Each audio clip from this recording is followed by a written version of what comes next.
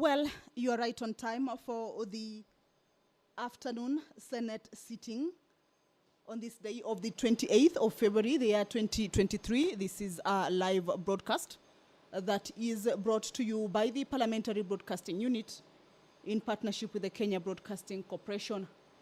Members of the Senate will this afternoon be considering 4 motions. There is a motion by the Chairperson Standing Committee on Finance and Budget. That motion is on adoption of the report of the Standing Committee on Finance and Budget on the 2023 Budget Policy Statement that was laid on the table of the Senate on Tuesday, 28th of February, the year 2023. And this motion will be seeking to have the House approve the 2023 Budget Policy Statement.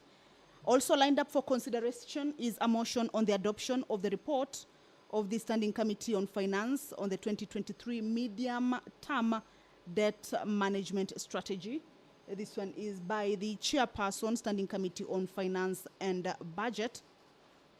And this motion, of course, will be seeking the Senate to adopt the report of the Standing Committee on Finance and Budget on the 2023 Medium-Term Debt Management Strategy that was laid on the table of the Senate on Tuesday, 28th of February, the year 2023. Senate members will also be considering the motion on the adoption of the report of the Standing Committee on Justice, Legal Affairs and Human Rights on the proposed appointment of Honorable Johnson Muthama as a commissioner to the Parliamentary Service Commission. This is a motion that is being moved by the Chairperson Standing Committee on Justice, Legal Affairs and Human Rights. And this motion, of course, will be seeking the House to approve the appointment of Honorable Muthama as a commissioner of the Parliamentary Service Commission. The 4th motion that is lined up for consideration is on the provision of free sanitary towels to end period poverty. This is a motion that has been moved by nominated Senator Honorable Gloria Oroba, and the motion is lined up for consideration this afternoon as well. It has been on the floor of the House for the past 2 sittings or 3 sittings, and today this motion is also lined up for debate and discussion or consideration on the floor of the Senate members. 4 bills are lined up for second reading. There is the bill on the Parliamentary Powers and Privileges Amendment Bill that is originating from the Senate, Bill number 5 of 2022.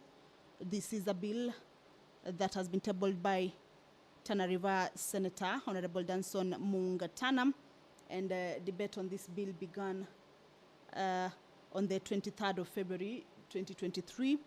There will be resumption of debate on that bill this afternoon, and then members will go into division on this bill. Just a look at what the Parliamentary Powers and Privileges Amendment Bill, Senate Bill number 5 of 2022, is all about is that the bill provides a structured mechanism through which the executive and the independent commissions and offices are required to give greater consideration to the issues raised and the recommendations made by Parliament. The bill imposes a specific obligation on officials of the executive, constitutional commissions, and independent offices to comply with the requirement to give feedback to Parliament's resolutions. This has been difficult to achieve through the standing orders of the Houses of Parliament, since they are rules for orderly and effective discharge of the business of Parliament, unlike legislation which has a binding effect on those to whom it applies. Although the current standing orders provide for reporting on resolutions, very few reports are ever submitted on action taken on the resolutions passed by Parliament. This is a bill that is tabled by Tana River Senator Honorable Danson Mungatana, and debate on this bill will resume this afternoon. Of course, the resumption of this bill is from a debate that was interrupted on the 23rd of February, the year 2023, and members will be going into division on that bill.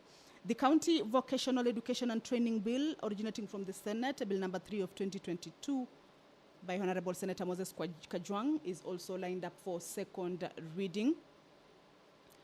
We also have the Natural Resources Benefit Sharing Bill. This is also originating from the Senate, Bill number 6 of 2022, again by Honorable Danson Mungatana. There is also the Preservation of Human Dignity and Enforcement of Economic and Social Rights Bill. This bill is also originating from the Senate, Bill number 7 of 2022, again by Tana River Senator Honorable Danson Mungatana. A look at the Preservation of Human Dignity and Enforcement of Economic and Social Rights Bill is that the realization of the economic reasons for this bill is that the realization of the economic and social rights has continually been tied to the availability of resources and rarely seen as being inherent in a person by virtue of being a human being. As a result, there has been little emphasis in availing goods and services that would ensure the economic and social rights for all are realized.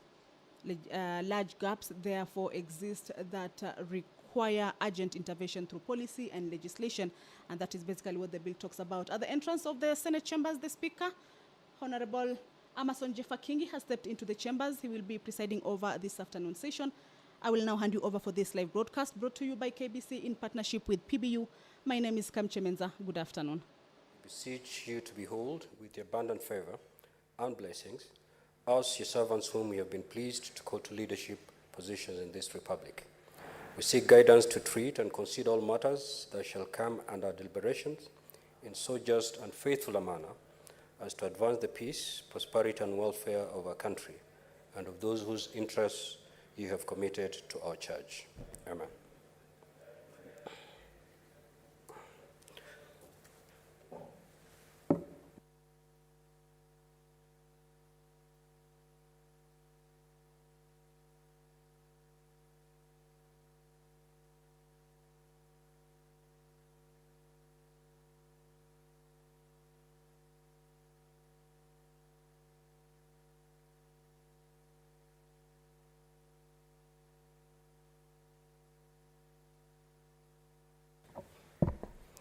Clerk, we have quorum.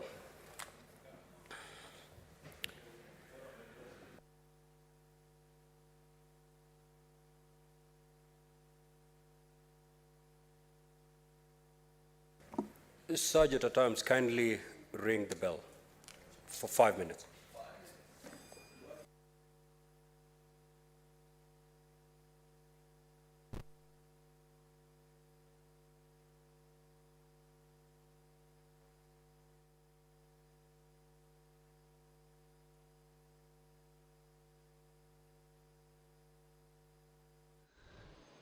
Well, Speaker of the Senate, Honorable Amason Kingi, has just ordered for the quorum bell to be rung. This is according to the standing orders that needs to ensure there is a requisite quorum in the House before the House kicks off its business. The bell will be rung for 5 minutes as directed by the Speaker, of course, to allow members who are yet to get into the chambers to participate in today's afternoon sitting to be able to do so as quickly as possible. So the bell will be rung for 5 minutes.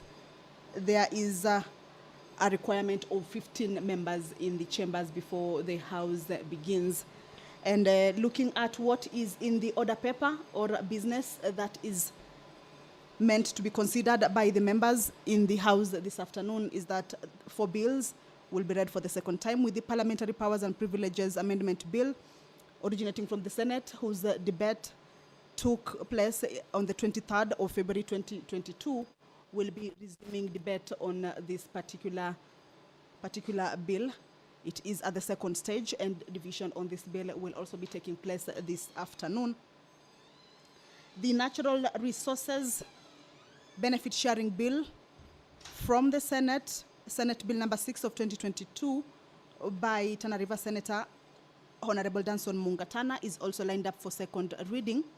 And this bill seeks to provide a legislative framework for the establishment and enforcement of a system of benefit sharing in natural resource exploitation between natural resource exploiters, the national government, county governments, and local communities. And to that end, provides that the Commission for Revenue Allocation oversees the same, according to the author of this bill, is that the bill, once enacted, would confer on the Cabinet Secretary responsible for matters relating to natural resources the power to make regulations for the purposes of bringing into effect the provisions contained in the bill. It therefore delegates limited and conditional legislative powers. It also says that the bill does not limit fundamental rights and freedoms. The bill concerns county governments in that it contains provisions that, among others, affect local community participation and prioritization, administration and utilization of funds within counties. The bill therefore affects the functions and powers of county governments in a number of terms as established in Article 110, subsection 1A of the Constitution. So this is a bill that is also lined up for consideration. It is at the second stage, the Natural Resources Benefit Sharing Bill, originating from the Senate Bill number 6 of 2022. Members are expected to walk into the chambers. Looks like we have the quorum. Chair. For the signal, but we have the quorum. I now hand you over for this live broadcast. Good afternoon. Honorable Senators, I would like to acknowledge the presence in the Speaker's Gallery this afternoon, a visiting delegation from the Gambia National Assembly Authority. The delegation comprises leadership of the National Assembly of Gambia, who are on a 5-day study tour in the Senate. Honorable Senators, I request each member of the delegation to stand when called out so that you may be acknowledged in the Senate tradition. Honorable Fabakri Tobong Jatta, the Speaker of the National Assembly of Gambia.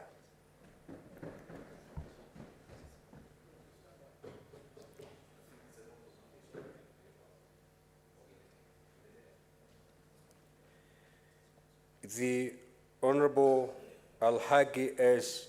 Dabo, the Minority Leader and Member of the Authority.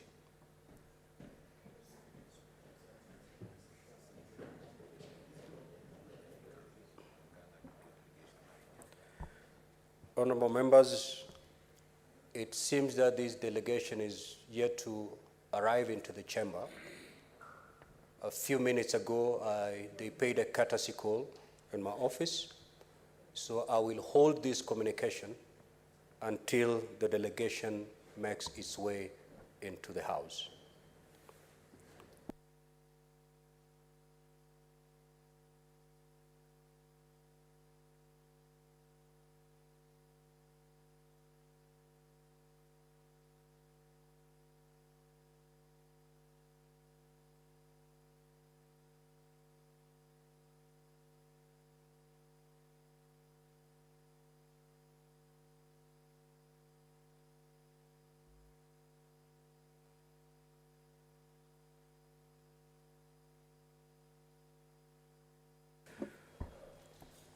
Honorable members, we will proceed with the other order, and we will come back to this order once the delegation is in the House. Next order, Clerk. Order number 3, messages.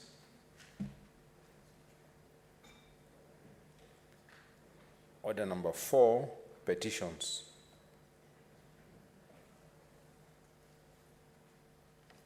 Order number 5, papers.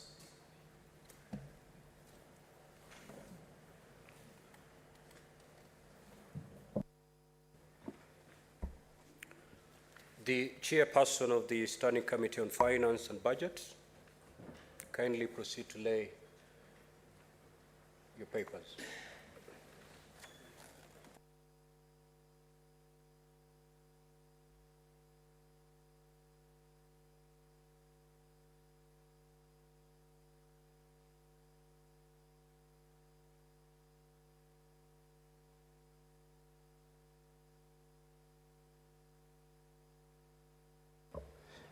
Mr. Speaker, sir, I beg to lay the following papers on the table of the Senate today, 28 February 2023. Report of the Standing Committee on Finance and Budget on the 2023 Medium-Term Debt Management Strategy.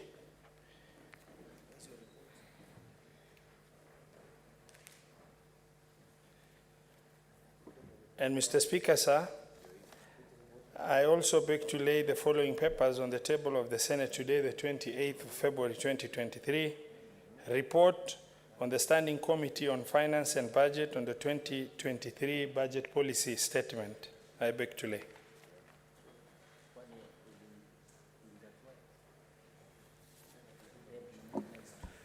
The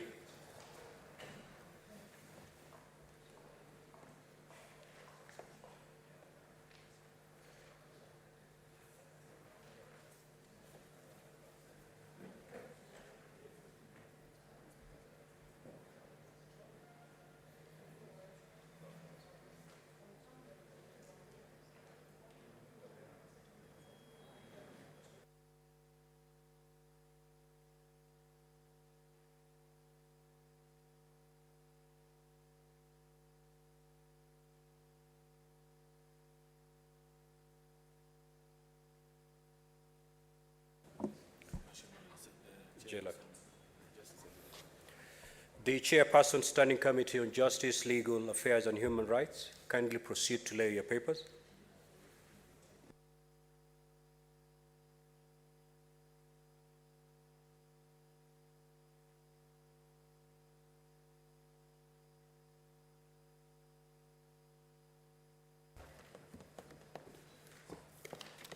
Thank you, Honorable Speaker. I beg to lay the following paper on the table of the Senate today, the 28th day of February 2023, and that is the report on the proposed appointment of Honorable Johnson Muthama as a member of the Parliamentary Service Commission under Article 127, Sub-Article 2D of the Constitution of Kenya. I beg to lay.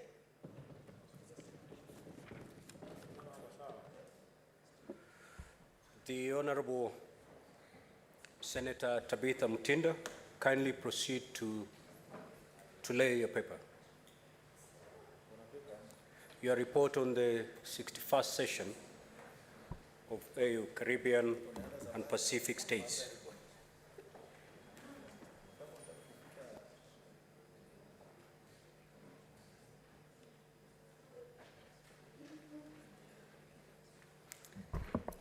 Thank you, Mr. Speaker. Mr. Speaker, I beg to lay the following paper on the table of the Senate. Today, the 20th of February, 2023, report of the 61st session of the OSCPS Parliamentary Assembly and the report of the 42nd session of the ACP-EU Joint Parliamentary Assembly held in Maputo, Mozambique on 23rd October to 2nd November 2022. I submit.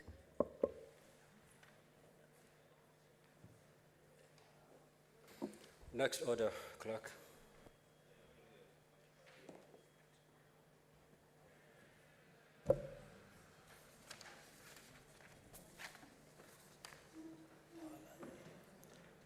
Order number 6, notices of motion.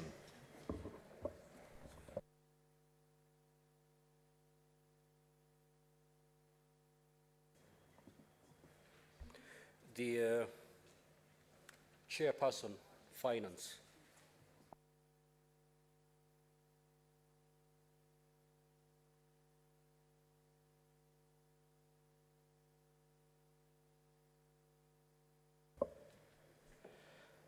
Honorable Speaker, I beg to give notice of motion on adoption of the report of the Standing Committee on Finance and Budget on the 2023 Budget Policy Statement, that the Senate adopts the report of the Standing Committee on Finance and Budget on the 2023 Budget Policy Statement laid on this table today, the 28th of February 2023, and pursuant to Section 25(7) of Public Finance Management Act and Standing Order number 186(7) of the Senate. Thank you.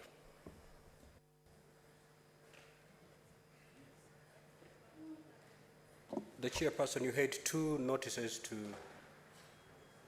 give, is it? Honorable Speaker, I also wish to give notice of motion on the adaptation of the report of the Standing Committee on Finance on the 2023 Medium-Term Debt Management Strategy, that the Senate adopts the report of Standing Committee on Finance and Budget on the 2023 Medium-Term Debt Management Strategy laid on the table of the Senate 28th of February 2023.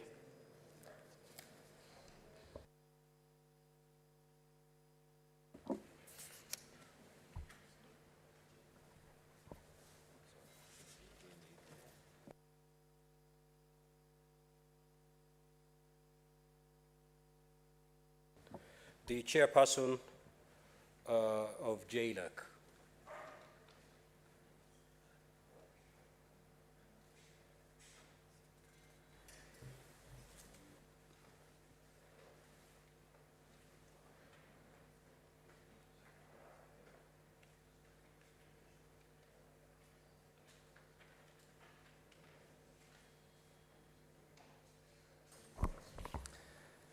Honorable Speaker, I beg to give notice of the following motion, that the Senate adopts the report of the Standing Committee on Justice, Legal Affairs and Human Rights on the proposed appointment of the Honorable Johnson Muthama as a Commissioner of the Parliamentary Service Commission, laid on the table of the Senate today, Tuesday, 28th of February 2023, and pursuant to Article 127 2D of the Constitution, Section 9(2) of the Parliamentary Service Act, and Standing Order 77(3), approves the appointment of the Honorable Johnson Muthama as a Commissioner of the Parliamentary Service Commission.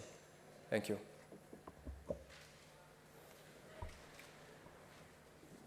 The Honorable Tabitha.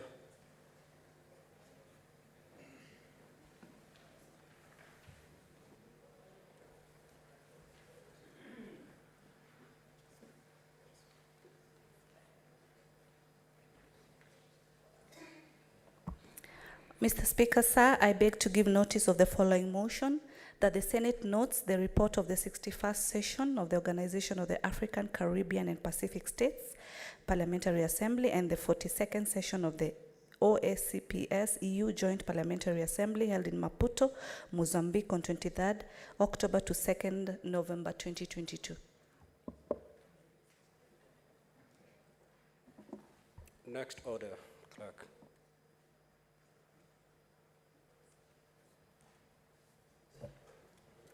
Order number 7, statements.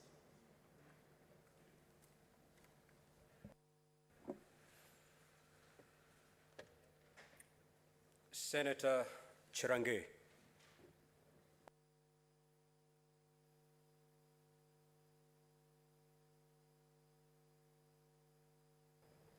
Thank you, Mr. Speaker. Statement on an issue of general topical concern. Good performance posted by our cross-country team at the just concluded World Athletics Cross-Country Championship in Australia.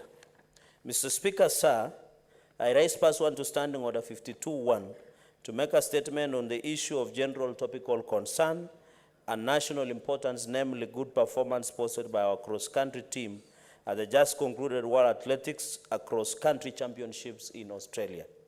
Mr. Speaker, sir, It was a great honor to see our gallant athletes performing at the World Cross Country Championships, where Team Kenya topped the medal standing in Australia with 10 medals, 6 gold, 2 silver, and 2 bronze. They also managed to claim 2 individual titles, that is mixed relay title and 3 team titles. Mr. Speaker, sir, our team, captained by Kibiwot Kandie, saw Beatrice Chebet scale to senior ranks in style by winning senior women's 10 kilometers title, as Agnes Chebet settled for bronze in the same race. And no relationship with the famous Agnes Chebet that was killed a few years ago. While Ismail Kipkirui and Reynold Kipkorir won 1-2 in the men's under 28 kilometers race, as Pamela Kosgei claimed bronze in the women's under 26 kilometers contest. Then Emmanuel Wanyonyi, Miriam Cherop, Kiyumbe Munguti, and Brenda Chebet won the mixed relay race. Mr. Speaker, sir, this superb performance has sent a serious warning to our competitors and the world that Kenya is still the force to reckon with an arm of athletics in the world. I wish to appreciate the early team selection and good preparations that were accorded to this team before they traveled to Australia, during and after the champions, and wish the Athletics Kenya, Ministry of Sports, and other stakeholders will continue with this trend for the entire season, especially in the upcoming major events across the country. I also wish to call at least, Mr. Speaker, and the issue of doping has become a serious concern, especially in our sports, to remain clean and dedicate to their careers by avoiding doping that has dented the image of our athletes and the country at large at world sports, at the world stage, Mr. Speaker. And the consequences, of course, are very dire. Mr. Speaker, sir, in conclusion, I wish to call upon the government to use these upcoming and promising athletes as brand ambassadors, issue them with diplomatic passports, and ensure their finance and rewards, and also allow them, Mr. Speaker, tax-free against the awards that they win across the champions, are proper and provided even with counseling and also advice on financial management, Mr. Speaker, to enable them to grow and remain motivated at all times. Mr. Speaker, sir, on behalf of the great people of Nandi, the source of champions, and on behalf of Senate, Mr. Speaker, and Kenyans of goodwill, I wish to congratulate our gallant athletes for this performance of getting 10 medals and wish them well, assuring them of our commitment and the support at all times as they continue to fly the flag of our great nation in the world stage of athletics, Mr. Speaker. Those very many remarks, I thank you, Mr. Speaker, sir.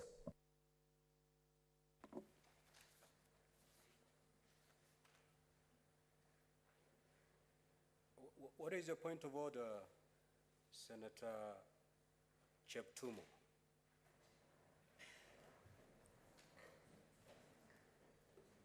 Mr. Speaker, I'm sorry. I think I pressed the button wrongly.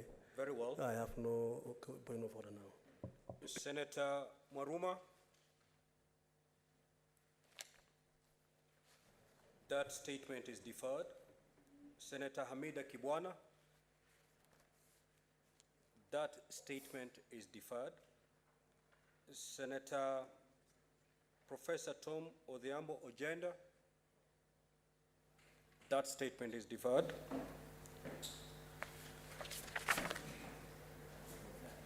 Next order, clerk.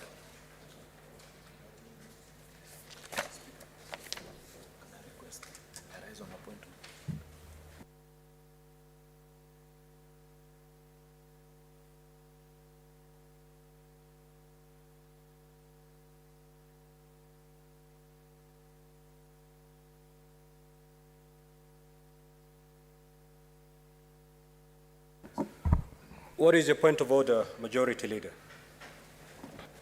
Mr. Speaker, thanks for your indulgence. I want to humbly plead that you help us rearrange the order paper because we have a motion which has a statutory deadline. If we do not consider the motion on the approval of a member, non-member commissioner to PAC by tomorrow, then the member stands confirmed despite the lack of participation by the Senate, Mr. Speaker.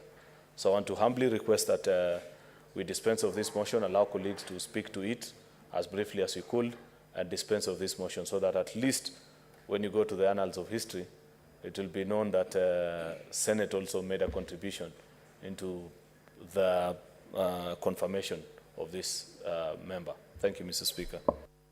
Thank you, Majority Leader. Indeed, we shall proceed to prosecute that business as a priority, noting that today is actually the deadline. So, Clerk, kindly proceed to rearrange and call that particular order.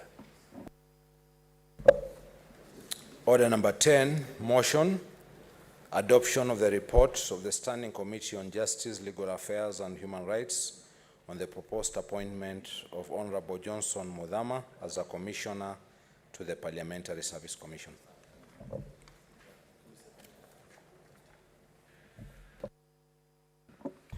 The Chairperson, J. Luck. Thank you very much, Mr. Speaker. I want to move the motion that the Senate adopts the report of the Standing Committee on Justice, Legal Affairs and Human Rights on the proposed appointment of the Honorable Johnson Mudhama as a Commissioner of the Parliamentary Service Commission, laid on the table of the Senate today, 28 February 2023, Tuesday, and pursuant to Article 127, Sub-Article 2D of the Constitution of Kenya, Section 9(2) of the Parliamentary Service Act, and Standing Order 77(3) approves the appointment of the Honorable Johnson Mudhama as a Commissioner of the Parliamentary Service Commission. Mr. Speaker, I move and I want to request the Honorable Senator Tabitha Mutinda to second the motion.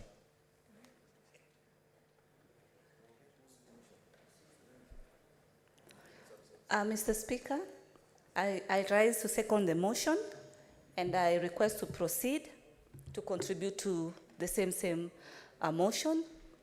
This is because Honorable Senator Johnson Mudhama is a reputable leader in this country, and he's just currently the former chairman of UDA, whereby as Kenya Kwanza we really recognize and appreciate his services and how he's been able to run the party to the point of delivering the president and the deputy president in this country. Johnson Mudhama has been a member of parliament from 2007 to actually 2013, and from 2013, 2017, he's also been in this house as Senate, a reputable leader who is also a businessman who runs different companies, and currently a director of Gemstone Limited. So in this new position, I believe Senator Johnson Mudhama will be able to execute his duties, his mandate as required. He's also qualified academically, and he's actually a Kamba leader and a politician, and we know that he's going to be able to perform. Thank you, Mr. Speaker.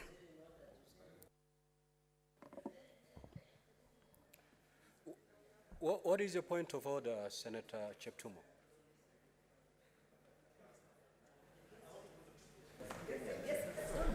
If you need to contribute, you do not need to raise up a hand. Okay, thank you, Mr. Speaker.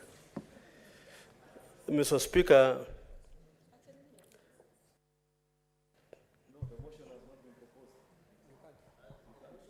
oh, okay.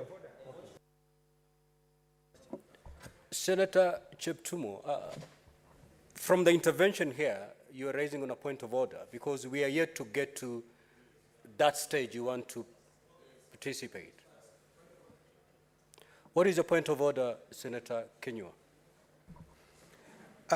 Bwana Spika, nimemsikia Senator Tabitha akisema ya kwamba Senator ambaye anakuja ya kwamba ni Mkamba, lakini nataka tu kusema ya kwamba yeye ni kiongozi katika nchi ya Kenya, Bwana Spika, unakumbuka yeye ndiye alikuwa mwenyekiti wa chama cha UDA, chama kinachoongoza. Kwa hivyo nilitaka tu tuondoe katika kumbukumbu zetu, isionekane kana kwamba yeye ni kiongozi tu wa Wakamba. Senator, ikiwa nimemsikiza vizuri Senator Tabitha Mutinda, alisema kwamba yeye ni kiongozi wa kitaifa wa Kikamba. Anatoka Ukambani.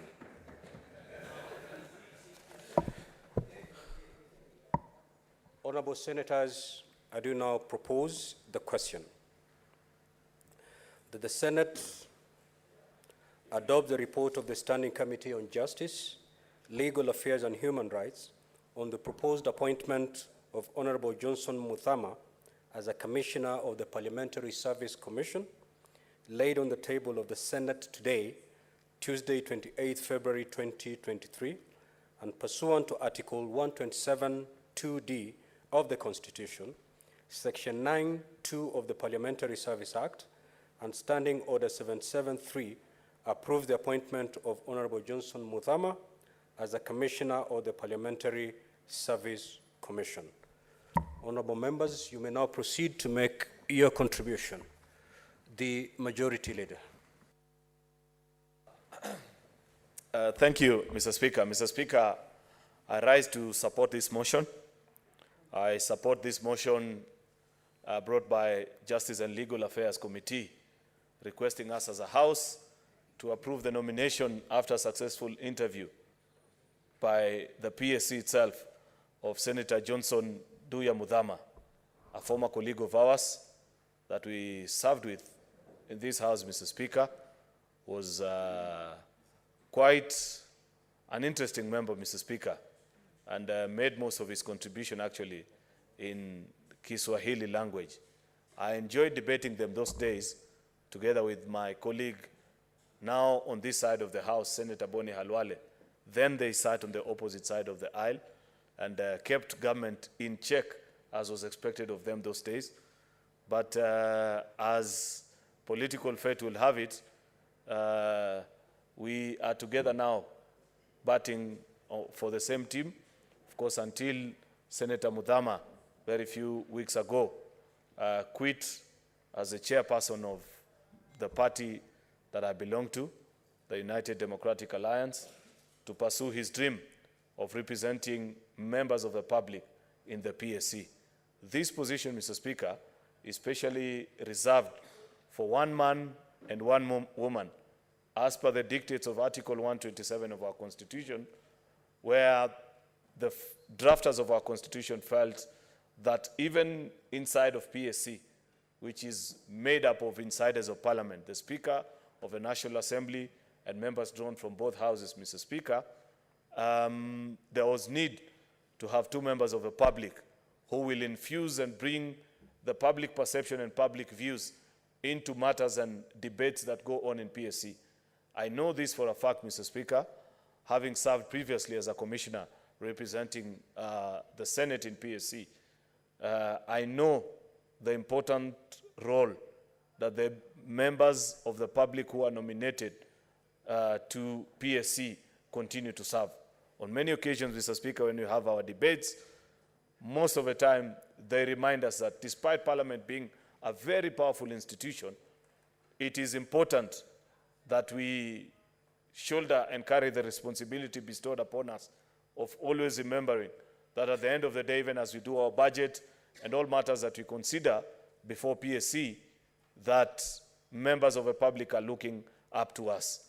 I fully endorse Senator Johnson Muthama, knowing his capacity as a politician, as a leader in this country, as somebody who's been in the political field for quite a while, that PSC is all the more richer because of his inclusion, Mr. Speaker, once this House agree to the recommendation of Justice and Legal Affairs and ratifies the decision, Mr. Speaker.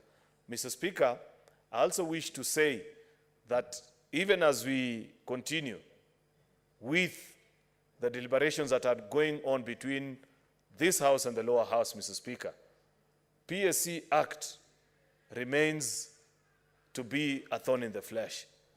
One of the reasons why I approached you this afternoon, Mr. Speaker, is because I felt it will be tremendous injustice if now, as we speak today, we have an act that governs the operations of both houses of parliament that was considered by one house only.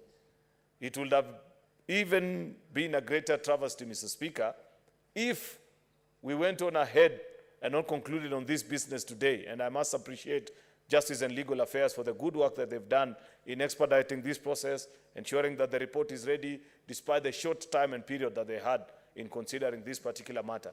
It would have been terrible, Mr. Speaker, if we didn't conclude on this motion, and it still be, because I know probably many people still want to speak on it, and in fact, I'll restrict my comments, Mr. Speaker, because I'd wish that as many colleagues speak about PSC, because PSC is your body.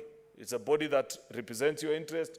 It's a body that addresses all your challenges as a members of parliament. And this is one such motion that I wish, Mr. Speaker, that as many as all the colleagues that are in the House and are willing to speak are granted the opportunity. I'm glad, Mr. Speaker, that we are considering this motion today. And as Senator Mudhama once approved, should this House successfully pass this motion, Mr. Speaker, will remember and know what were the thoughts of senators when they shared when they actually agreed with Justice and Legal Affairs to approve his nomination, Mr. Speaker. The second thing, Mr. Speaker, I wish to remind our colleagues, specifically the members that serve in PSC. I see Senator Kinyo is in the House. I don't see my friend Senator Omogeni and Senator Joyce Korir, who represent this House in PSC, to always defend the position of Senate. To remember that before being commissioners, they are first senators. And I hope that they are in, now that we have succeeded to add another senator, despite the fact that I know that Senator Mudhama previously served in the National Assembly. At least under this constitution, he served as a senator. And many of his views are tempered, and he understands our position and our challenges, the unique and difficult situation that we find ourselves in as Senate, of always continuing to be underrepresented in PSC, Mr. Speaker. You know full well that, unfortunately, in the terms that have been in this House, Mr. Speaker, the majority side, unfortunately, has no control over the representation and the number that Senate can send to PSC. Because out of the 4 positions that is granted, the majority side will always divide 2 from the Senate side and 2 from the National Assembly. It is our colleagues from the minority side, and I wish they were here when I spoke about this, because I remember members conversing on this point when we first came to this House, that can help us pass on the point to the leadership of their parties to understand that in a particular term of parliament, if you give out of your 3 slots to PSC, 2 to the National Assembly this term, then it follows that in the subsequent term, the 2 commissioners should come from the other house. It's unfortunate, Mr. Speaker, that in the last 3 sessions where we have PSC, the minority side has always sent 2 representatives from the National Assembly and only 1 from the Senate. Therefore, tilting the balance of scale, unfortunately, more to the side of the National Assembly. I am glad, Mr. Speaker, that with the nomination of Senator Mudhama, this at least attempts to bring some equity and equilibrium in this conversation, so that when there are matters to be discussed, there are very important decisions that are made, Mr. Speaker, in PSC that affects our welfare, that affects our well-being as members of parliament, that even affects how we execute and live up to the constitutional responsibility that we've been granted by the people of Kenya, Mr. Speaker. Therefore, I want to challenge our colleagues who sit in PSC to quickly, as soon as possible, as soon as this House dispenses off this particular matter, have a conversation with Senator Mudhama. Let him know that as Senate we look up to him, having been previously our colleague, to advance generally the interest of Parliament, the public that he represents, but not to forget that he has previously been a senator, and it's important that our place in PSC is guaranteed, and the many different decisions that are made in PSC are actually upheld in favor of us as a House, Mr. Speaker, because we unfortunately suffer the constitutional design of not being the House that controls the purse. And you know, Mr. Speaker, what Chinua Achebe said about the arm and the knife. He who has the knife determines the size of the yam that they are going to share with you. And that is an unfortunate situation we find ourselves. We neither have the knife, nor do we have the yam, Mr. Speaker. And on many occasions, as Senate, we feel fairly shortchanged, though we have made progressively over the years, Mr. Speaker, we have succeeded in almost being at par with our colleagues from the National Assembly on many fronts. I celebrate the work that PSC has done. I wish Senator Mudhama well as he serves us, generally as Parliament, and as he represents the views of the public. Of course, Parliament, Mr. Speaker, and this is my final point, must have an introspective attitude, despite the fact that the Constitution grants its enormous powers. When you can control the budget of a country, the colleagues that you go and present make your budget before, many of the times we as Parliament, we find ourselves in situations where perhaps there can be excesses on our side and forget the unique situation that we find ourselves as a country, where just as the entire globe is suffering from an economic recession, we as a country are particularly affected because of our debt situation. I know as a budget and as I make plans and consideration, they'll always remember the number one thing that also senators have continued to speak passionately about, the issue of a Senate Oversight Fund, Mr. Speaker, which unfortunately, much as we wish and desire to have it as soon as yesterday, is not a decision that only we as a House can execute. In fact, some have falsely held the view, Mr. Speaker, that even at PSC that decision can be made. The unfortunate answer I have for the House, Mr. Speaker, and I know this from practice, having tried 5 times appearing before the Budget Committee of the National Assembly, is that that decision rests there. As PSC, on year, we made recommendations. We've put it in our budget and annual estimates when we presented before these committees. Unfortunately, when the rubber meets the road and the appropriation bill is brought before the Assembly, somehow, somewhere, it never finds its way there. I hope the new team that we have put in office can find ways through which this can be agreed. Therefore, Mr. Speaker, I beg to support and wish Senator Johnston Nduya Mudhama well as he serves us in PSC. Thank you, Mr. Speaker. Senator Boni.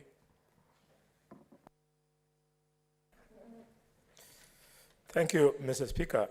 Mr. Speaker, I rise to support this motion as read, as moved, and as proposed, Mr. Speaker. Mr. Speaker, I wish to congratulate Senator Johnston Nduya Mudhama for this appointment, and I pray to this House colleagues, both sides, minority and majority, that we pass this name unanimously. Why, Mr. Speaker? Mr. Speaker, because Senator Mudhama has seen it all. I remember when I first worked with Senator Mudhama in the National Assembly and later in this Senate. When we were drafting the Constitution, we took time to decide which commissions would stand in the Constitution and what those commissions would be doing. And as a result of that consideration, we found that the judiciary would be stronger if we had a Judiciary Service Commission, and Parliament would be stronger, effective, and fair if we had a Parliamentary Service Commission. I therefore wish to celebrate the fact that the due process without any undue influence has allowed the name of Johnston Mudhama to appear before the floor of this House, Mr. Speaker. Mr. Speaker, for Kenyans who might not be appreciating who Mudhama is, it is the English people who say, if you know my name, but you don't know my story, you don't know me. I know Mudhama's name, I know his story, I know him, and I can vouch for him that with him we shall have a stronger Parliament. Mr. Speaker, Jonathan Mdama, when he was a member of parliament of Kangundo in the National Assembly, he rose to become the chief whip. And Mdama, as the chief whip of Mwai Kibaki, working together with the chief whip of Raila Odinga during the Grand Coalition government, Jacob Mediwo, they led the House, and I was privileged under these two men to have an opportunity to serve as the chairman of public accounts, and we really fought corruption. Mr. Speaker, there is a company in this country which approached government for a joint venture in printing of Kenya currency called Dilaru. Senator Mdama, then member of parliament for Kangundo, and I, we connived and fought that JV, but unfortunately we lost. As I look back, I say, not always the majority is right, because as we lost our fight against that JV, little did the majority know that we were right, because today, the same venture where Kenya lost an investment of 650 million shillings into a joint venture with Dilaru, Dilaru has walked out. They have suspended the tender, the contract of printing Kenya currency. Today, we have 300 workers who are now jobless out of direct jobs at Dilaru, accompanied with another 3,000 Kenyans who have got loss of jobs in the supply chain of the currency printing. Mr. Speaker, Senator Mdama, as a senator in this House, demonstrated that he was indeed a son of that struggle, to the extent that there was a time, Mr. Speaker, Senator Mdama, Senator Orengo, Senator Wetangula, and I, we created a tag team, went to the National Assembly, and pleaded with them to be aware of poor legislation. Those were the days of the tyranny of numbers. And thanks to the tyranny of numbers, we visited this House, we visited this country with the infamous miscellaneous laws on our security. Again, the majority won in this House, but we, the minority, then went to court and we won. In some of the cases, Mr. Speaker, Mdama literally used to pay for us. Mr. Speaker, Senator Mdama has left strong footprints in the struggle for good leadership. I remember him and I. We sat for many hours plotting how to make Raila Odinga stronger, and we did. But when we were out of the election defeated and we were forced to go to the opposition, again we forced Raila and told him, you don't just oppose for the sake of opposing. You must be a responsible opposition. And that is how we broke out with him, because he decided to lie to Kenyans that they go to Uhuru Park and he swears himself in as the president. To do good politics, you don't always have to oppose everything for the sake of opposing. Mr. Speaker, I'm therefore glad that I've put my name on this particular motion, and I hope that Senator Mdama, when he comes here, he'll be the same man of integrity that he has been all these years. I support. Senator Margaret Kamar.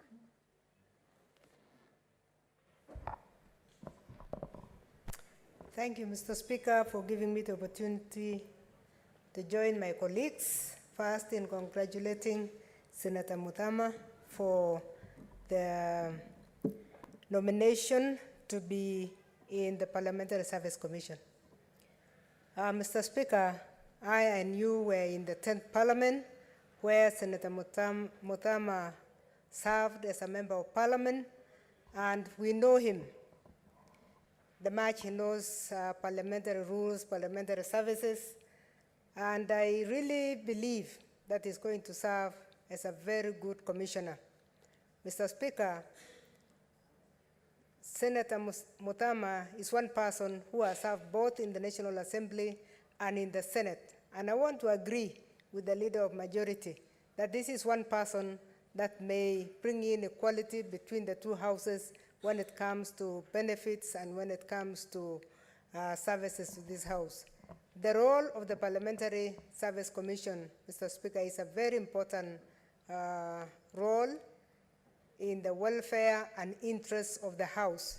And it's always welfare and interests of the House that will push the performance of the members of the House. So I personally have no doubt that we have the right person in the person of Senator Muthama to join the colleagues in both houses in transacting the matters.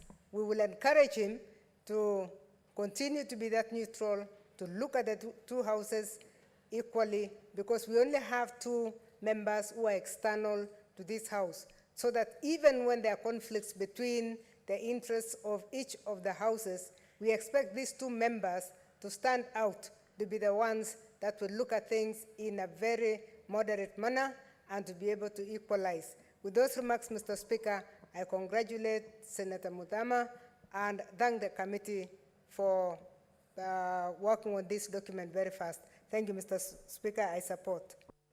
Senator Danson Mungatana.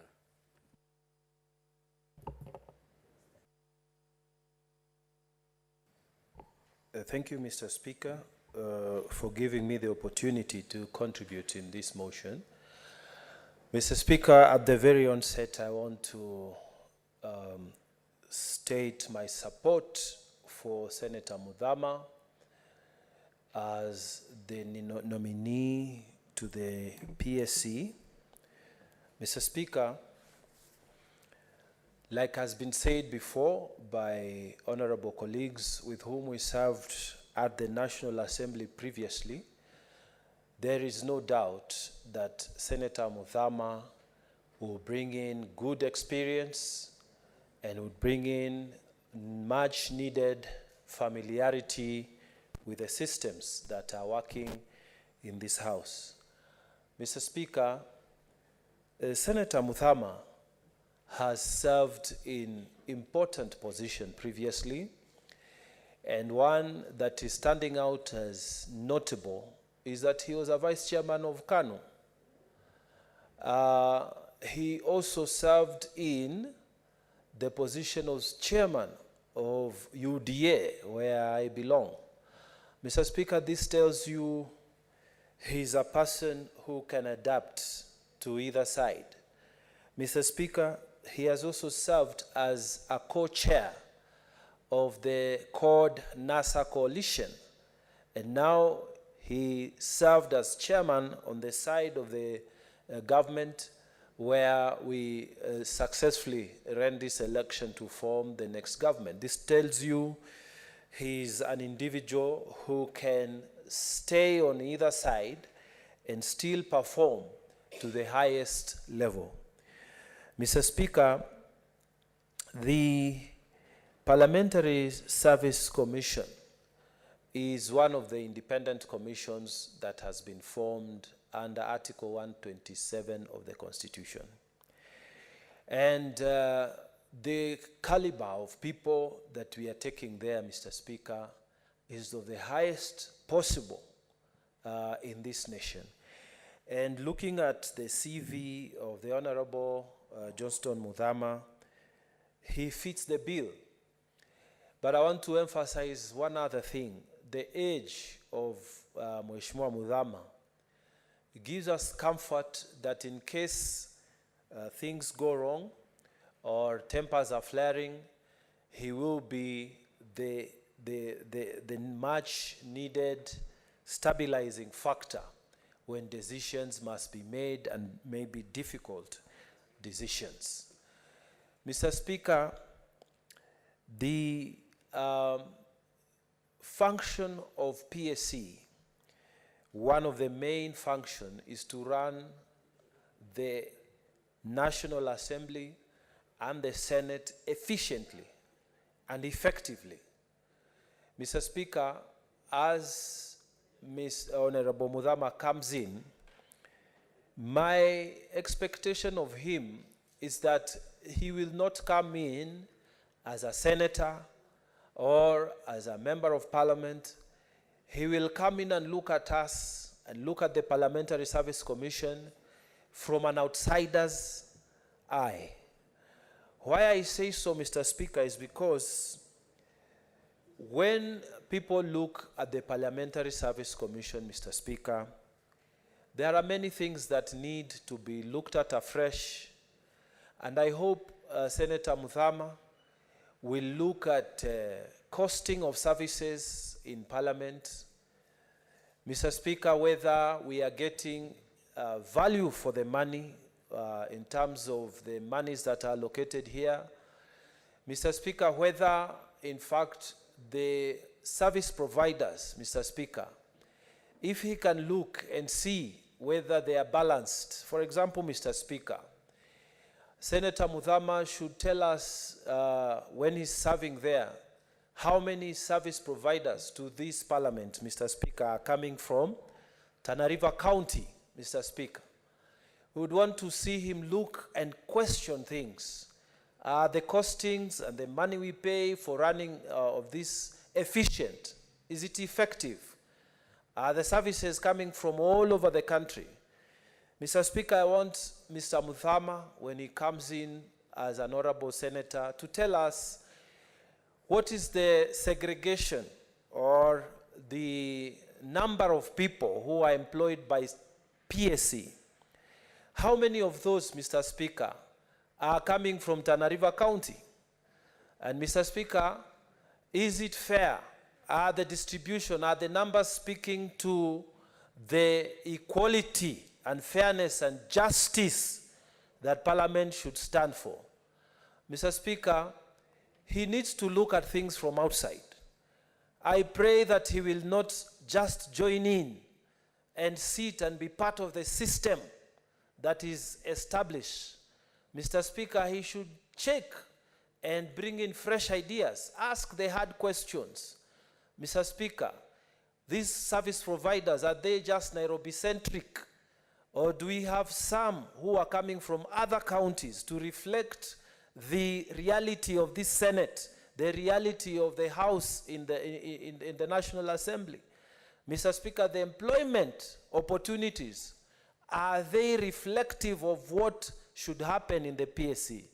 So, Mr. Speaker, we have this faith that because he's an old man and he's coming not as a senator, not as a member of parliament, but he's coming as an outsider, he will be able to give a fresh look to how PSC functions and whether it is within Article 127 of the Constitution as it should be. Otherwise, Mr. Speaker, I have interacted with Senator Mudhama. I have full faith as an elder, as a friend, as a colleague. The way he steered the party, our party, to elections, the role he played, the energy he exhibited, Mr. Speaker, we have faith that he will do the same in the Parliamentary Service Commission. Mr. Speaker, I beg to support. I thank you. Senator Veronica Maina. Mr. Speaker, thank you for the opportunity to contribute to this motion. Mr. Speaker, I rise to support the proposed appointment of Honorable Mudhama as a nominee, external male nominee to the PSC. Mr. Speaker, I have had the opportunity to work very closely with Honorable Johnson Mudhama at the party. He's the outgoing chairperson, and I was working as the SG until yesterday. And Mr. Speaker, I must vouch to the level of integrity that Honorable Mudhama stood for during the nomination processes, his levels of competence, very good networking skills. He's a people person, Mr. Speaker. He traversed the whole country in the 47 counties. He traversed the whole country in the 47 counties, making sure that he has united all Kenyans under one cause. And Mr. Speaker, I witnessed a leader who did not have a bias based on the areas and the places, ethnic ethnic differences between people, a leader who did not regard those tendencies that other people would have. And Mr. Speaker, he brought people together. He was able to reconcile members when there were differences. And I can vouch that is bringing in competence to the Parliamentary Service Commission. Mr. Speaker, this morning, as we went through the hearing, the approval hearing of Honorable Johnston Mudhama, we sought to know his understanding regarding whether Joint Services Board that is in Parliament was needed or was in conflict with any other institution.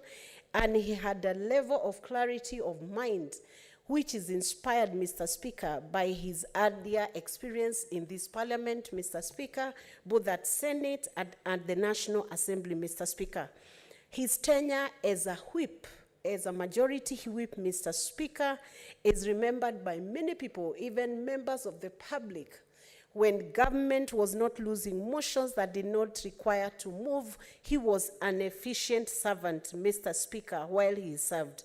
Mr. Speaker, on the question of oversight, we went into the depth, whether he understood the need for the oversight fund that the senators would need in order to be effective in their work and in their mandate under the Constitution. Mr. Speaker, on a first-hand basis, Honorable Johnston Mudhama had experienced the difficulties and the challenges that senators have when they have to utilize their only salary, Mr. Speaker, to oversight whole counties in many constituencies. And he narrated, Mr. Speaker, how difficult it was for a senator to set up offices, which he had tried to do, to give members of public an opportunity, Mr. Speaker, to be able to bring their issues before his county offices and constituency offices, and those issues would then be propelled to Senate. It was clear, Mr. Speaker, from the interactions we had in the morning with Honorable Johnston Mudhama, that without the oversight fund, it was not going to be effective for any senator, Mr. Speaker, who does not have extra funds except what is in the payslip to be able to effectively oversight any county. So, Mr. Speaker, he made a very clear case of Senate looking into the issues and PSC looking into the issues of how Senate can be more affirmed in terms of being given more resources to be able to perform their duties, Mr. Speaker. And Mr. Speaker, Honorable Johnston Mudhama came through as one who understood the relationship, the current relationship between the National Assembly and the Senate, especially on the issue of the flurry of litigation that has been horse-traded between the two houses. And Mr. Speaker, he came through as very clear that there was need now to settle that issue once and for all. And he was well equipped and ready to be able to push that mandate, Mr. Speaker. And the projects, Mr. Speaker, that have been pending before the PSC, Mr. Speaker, or on the PSC table, Mr. Speaker, he seemed very clear and conscious that there was now need to bring to accomplishment some of those projects that have been long-standing, either because they are not fully resourced or maybe because there was better need of utilization of whatever funds are allocated to projects that must benefit the current Parliament, Mr. Speaker. So I rise, Mr. Speaker, to say he's a man who has demonstrated patriotism, national unity. He is able to understand the devolution. He is able to understand rule of law and democracy and the need for participation of the people. So, Mr. Speaker, he meets the criteria set under Article 10 national values and principles of good governance. He meets that criterion, and he comes through as a personality that is minded of doing general good to the public, Mr. Speaker. And as I wind up, Mr. Speaker, it is notable that Honorable Mudhama has engaged in a lot of charitable organization, has lifted people who are on the low end of life, Mr. Speaker, minded of their school fees, their need to be assisted through medical bills, Mr. Speaker, and he has a whole testimonial of how he has improved the lives of many Kenyans, Mr. Speaker. For these reasons, Mr. Speaker, and the many reasons that I've had espoused on the floor of this House, I beg to support this motion. Thank you. Senator John Kenyua.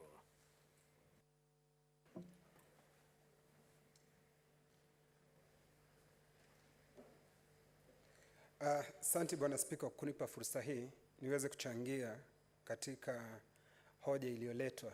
Kwanza kabisa nasema ya kwamba naunga mkono kwa sababu Mudhama nimemjua, na Bwana Spika, wacha niseme ya kwamba pengine kama ningekuwa nimesikia haya mahojiano, ningekuwa nimesikia haya mawaidha yaliyopeanwa hapa yaliyoongewa na viongozi,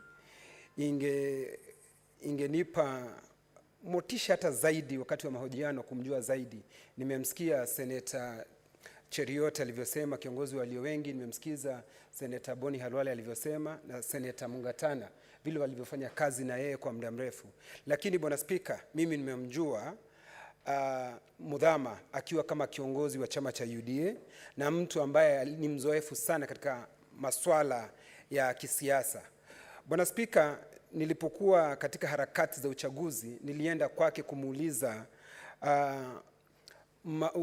wasia wake katika mambo ya siasa, Bwana Spika, na nilimuona ni mtu aliye na ukomavu, mtu aliyebobea katika kazi yake, kwa sababu Bwana Spika, ukiongea na yeye anaongea kwa utaratibu, akiwa anajua mambo yale ambayo yanapaswa kulenga. Bwana Spika, kwa sababu yeye amekuwa kiongozi wa walio wachache na hata walio wengi katika muda tofauti Bwana Spika, kwa hivyo mimi nataka kusema ya kwamba katika tume hii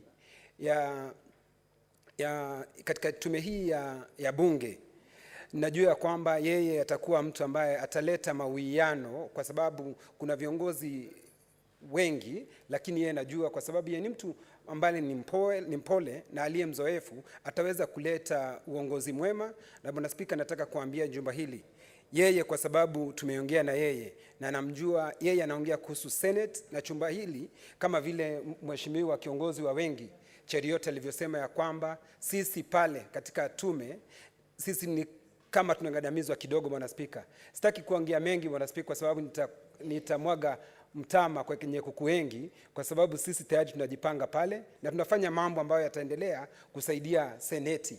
Na kwa sababu yeye amekaa katika seneti, alimalizia katika seneti, akawa ametoka kwa siasa akiwa hapa seneti, najua kwamba atakuwa katika kipao cha mbele kusaidia sisi kama maseneta, ndio tuweze shida tulizo nazo kidogo hapa katika seneti. Najua yeye atatusaidia tuweze kuchangia na shughuli nyingi zinazoongewa hapa, hasa shida za seneti. Najua yeye atatusaidia Bwana Spika kuziangazia kirefu na kipana. Kwa hivyo Bwana Spika, mimi nasimama kuunga mkono na kusema ya kwamba na mngoja katika tume tufanye kazi pamoja, na nataka kumhakikishia kwamba tutafanya kazi tukiwa kitu kimoja, kwa sababu umoja ni nguvu, utengano ni udhaifu. Asante Bwana Spika.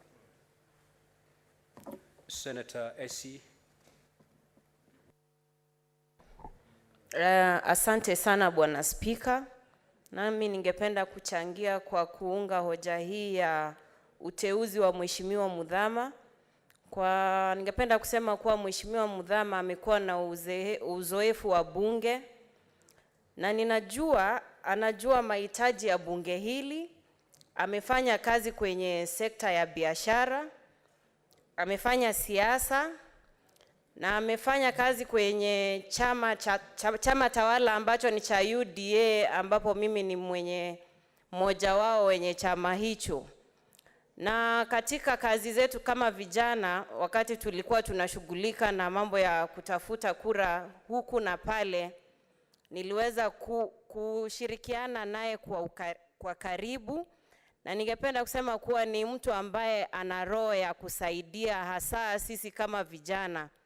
Roho ya Mheshimiwa Mudhama katika mambo ya vijana ni kama baba ambaye anaangalia watoto wake.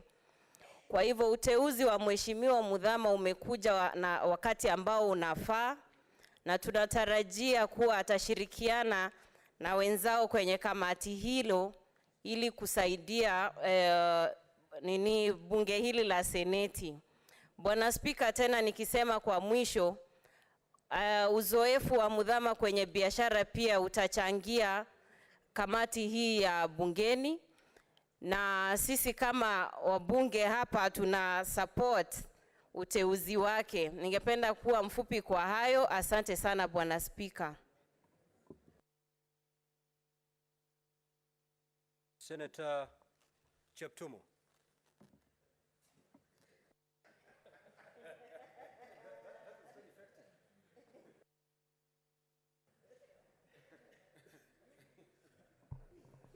Thank you, Mr. Speaker. I was consulting on something else, and already I was on the line.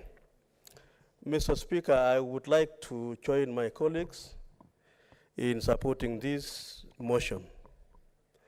Mr. Speaker, I am a member of the Justice and Legal Affairs Committee, and this morning, Honorable Muthama appeared before the committee, and we had a very long engagement with him, Mr. Speaker, as a committee.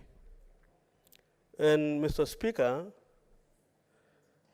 I served with Honorable Muthama in the National Assembly, I think in the 10th Parliament.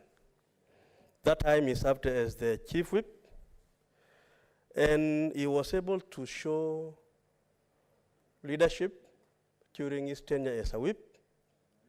He was able to mobilize, and he was able, Mr. Speaker, to show a high level of leadership. Mr. Speaker, Muthama served as a member of this House, and he was able to express the suffering also he went through as a senator, that time when he was in this House. Mr. Speaker, the challenge we have in the Senate, as we all are aware, Mr. Speaker, is that we don't have the resources to execute our functions as senators in terms of oversight. And he gave an example, Mr. Speaker, of being the senator of Kitui, Machakos, with several constituencies. But the amount he was allocated, of course, as we all know, is equivalent to an allocation of a member of parliament. And it was very difficult for him to perform his function. In fact, he was able to actually spend his own resources to be able to serve his county in his time. Mr. Speaker, these are the challenges the House has today, and I have no doubt in my mind that having been in this House, Honorable Muthama shall be able, or will be able, Mr. Speaker, to advocate for that fairness and justice so that members of this House are able, Mr. Speaker, to perform their functions. Mr. Speaker, Honorable Muthama again was able to share about his personal life. Very successful businessman, dealing in chemstones, and he has been able to succeed in earning foreign currency for our country, Mr. Speaker. And so I see him as a man that is able to demonstrate that he has been able to succeed in business, he has been able to succeed in his political life. And so, Mr. Speaker, we have a man that is going to be useful in the Parliamentary Service Commission so that he is able to apply the experience he had in National Assembly and the experience he had in this House to be able to serve the two houses in a manner that is going to facilitate the members. In terms of Article 127, sub-Article 6 of the Constitution, Mr. Speaker. Mr. Speaker, the other requirements that the law requires for him to fulfill before appointed as a commissioner, he was able to fulfill.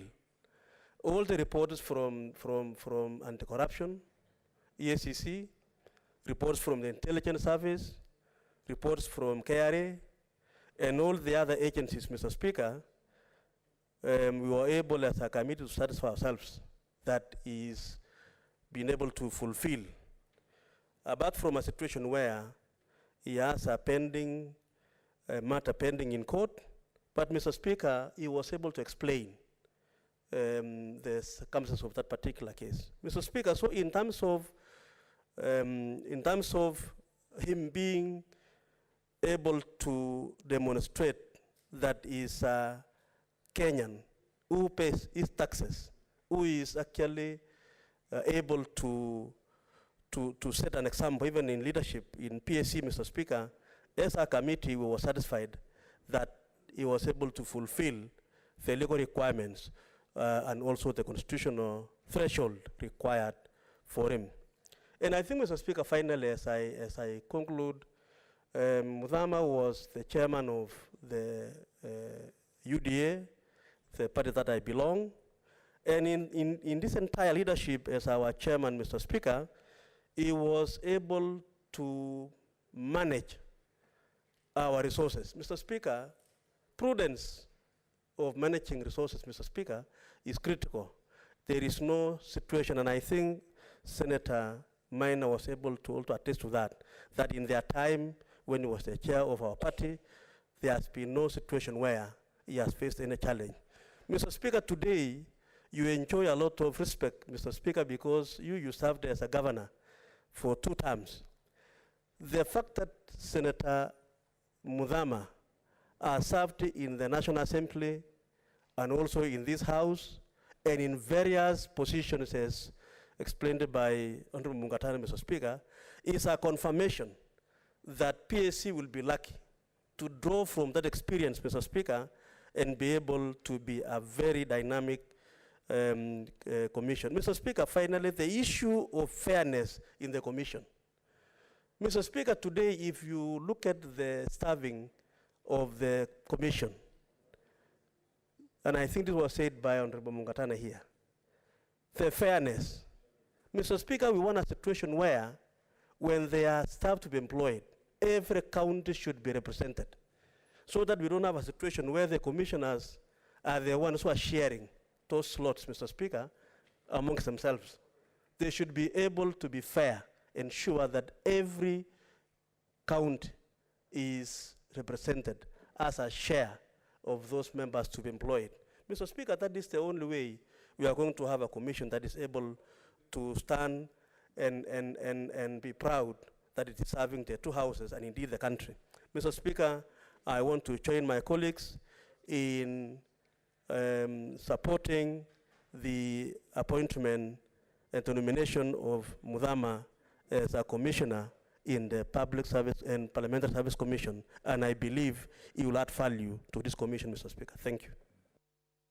Senator Osotsi.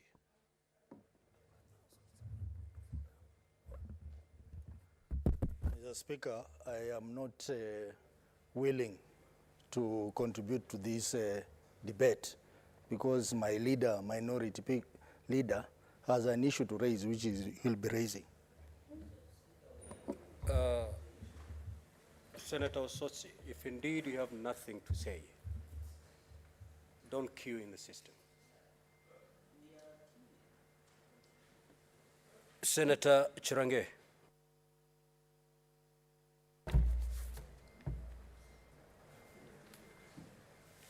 Thank you, Mr. Speaker. From the onset, I want to support this motion and I think there is nothing much that can be said about Senator Johnston Muthama.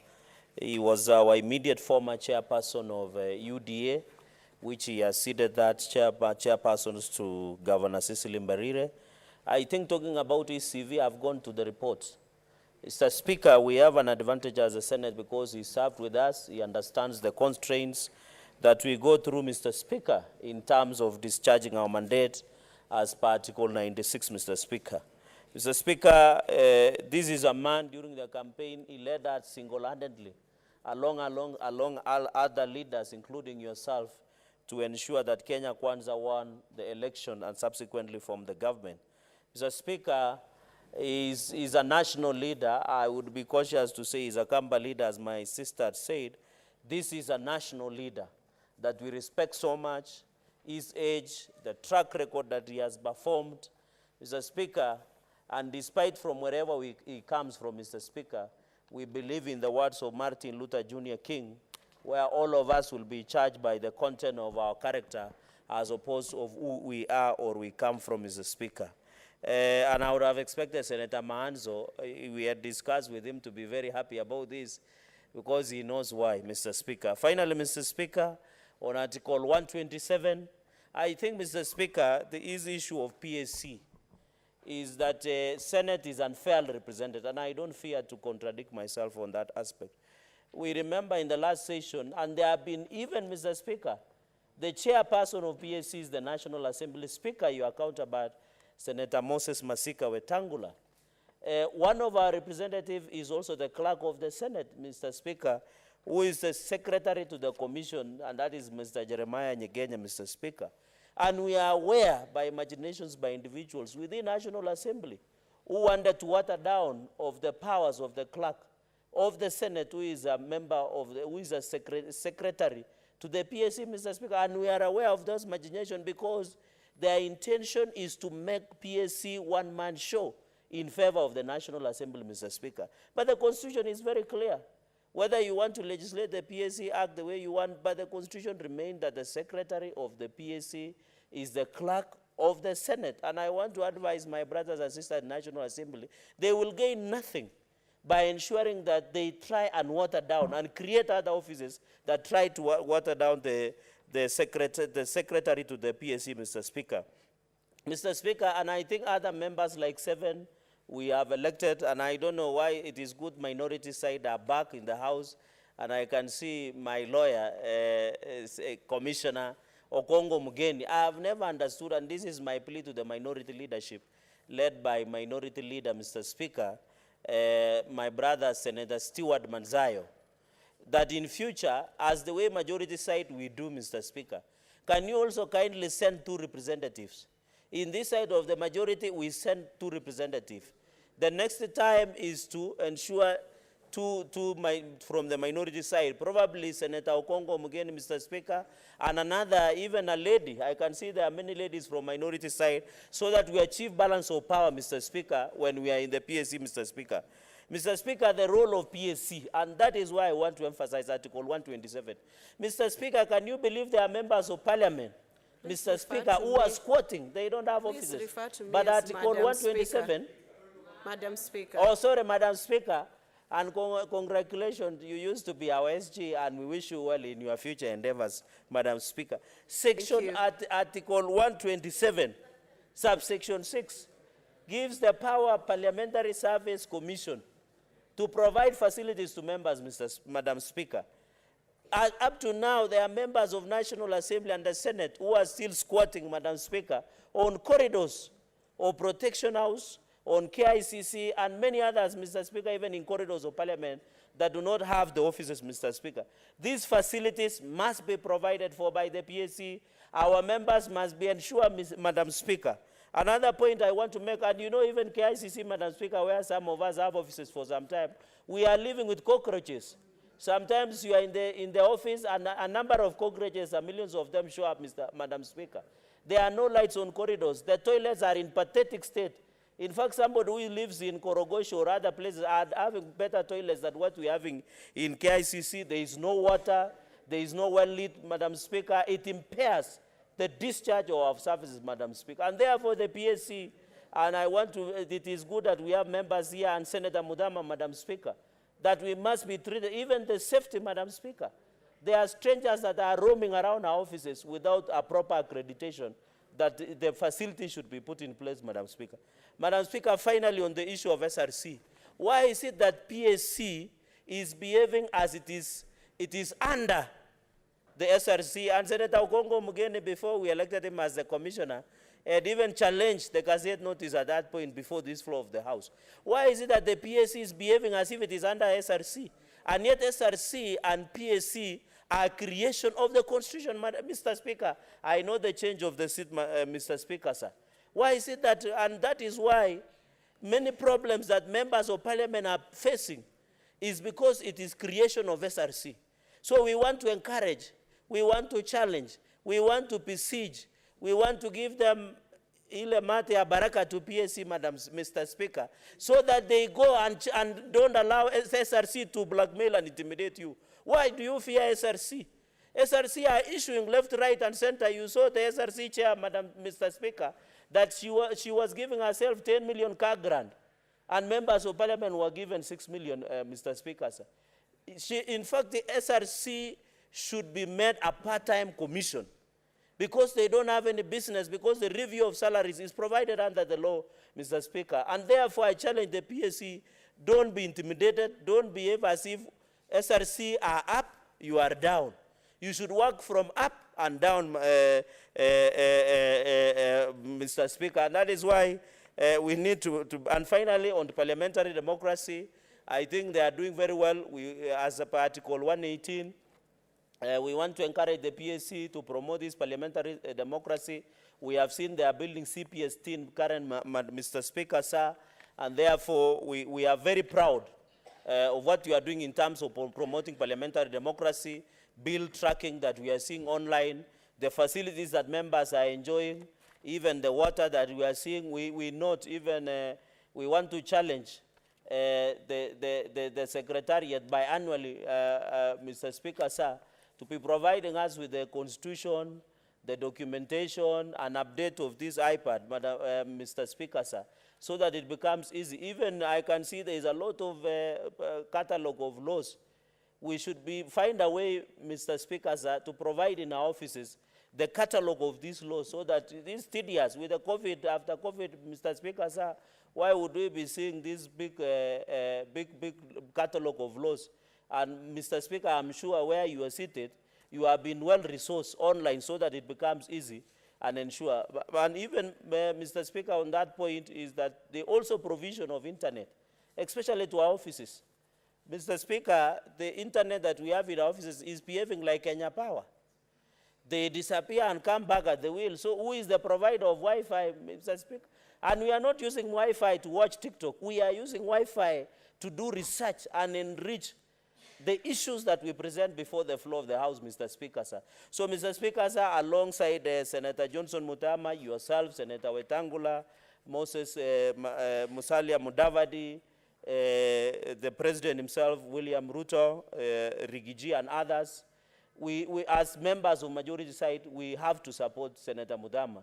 And he must go to be a PSC commissioner, but when we want him to go there to serve everybody, regardless of what they believe in, where they come from, Mr. Speaker. Other issues I don't want to say on the floor of the House, we can reserve to the Speaker's Kamukunji, but to support this motion and wish the PSC Parliamentary Service Commission all the best as they serve us and ensure that our welfare is a top priority so that we discharge for the benefit of many Kenyans. Mr. Speaker, with those very, very remarks, and of course with the staff, Mr. Speaker, we note, I almost forgot that, allow me just a second, is that we also, PSC, Mr. Speaker, to ensure also our staff are well catered for, so that they are able to assist us because they are our own, Mr. Speaker. Even yourself, these staff are doing a good job.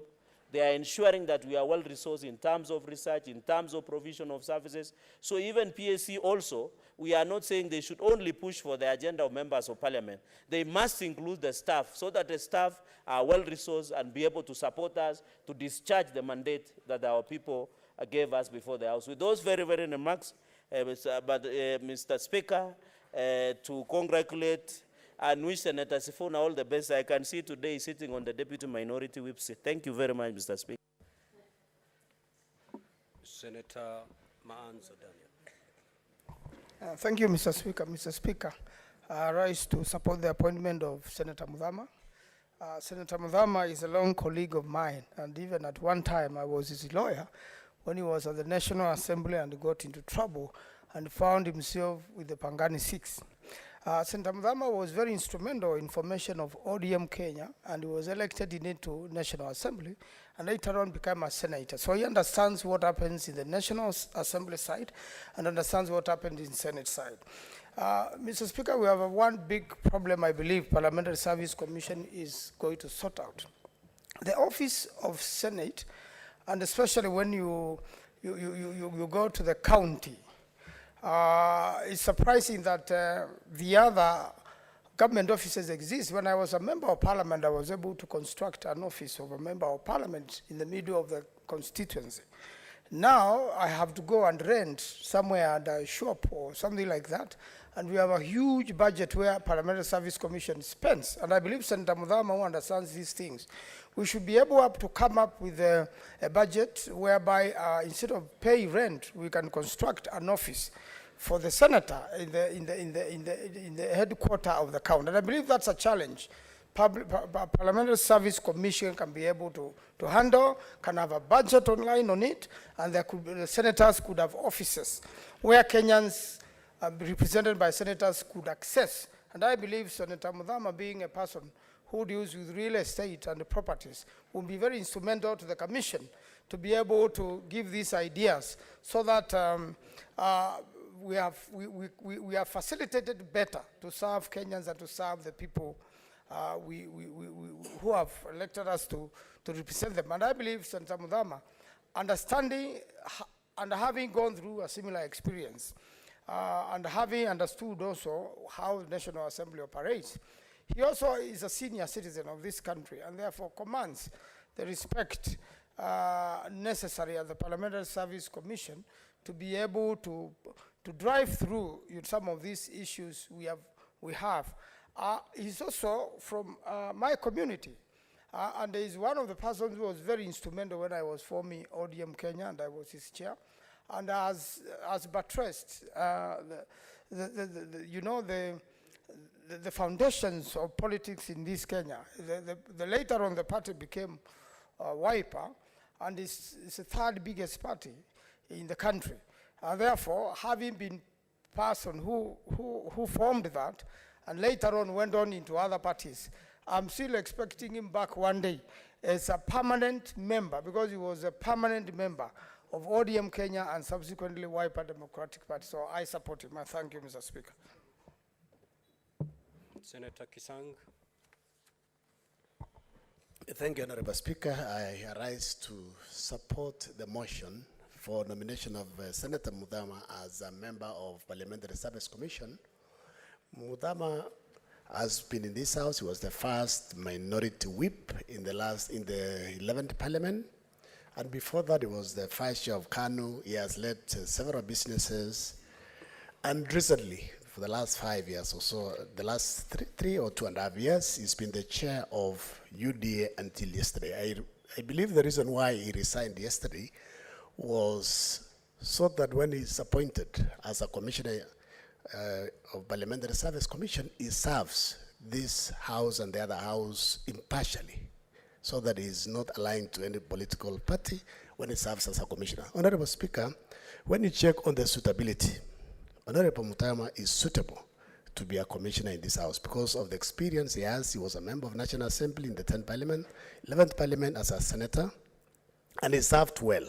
I believe when he comes now here as a non-member of Parliament, a commissioner non-member of Parliament, is going to ensure he brings checks and balances, because we know, Honorable Speaker, there are many things that are not going right in the Parliamentary Service Commission, especially SRC. Every 4.5 or 5 years, they come in with different salaries, and they just ensure they release those things just before election.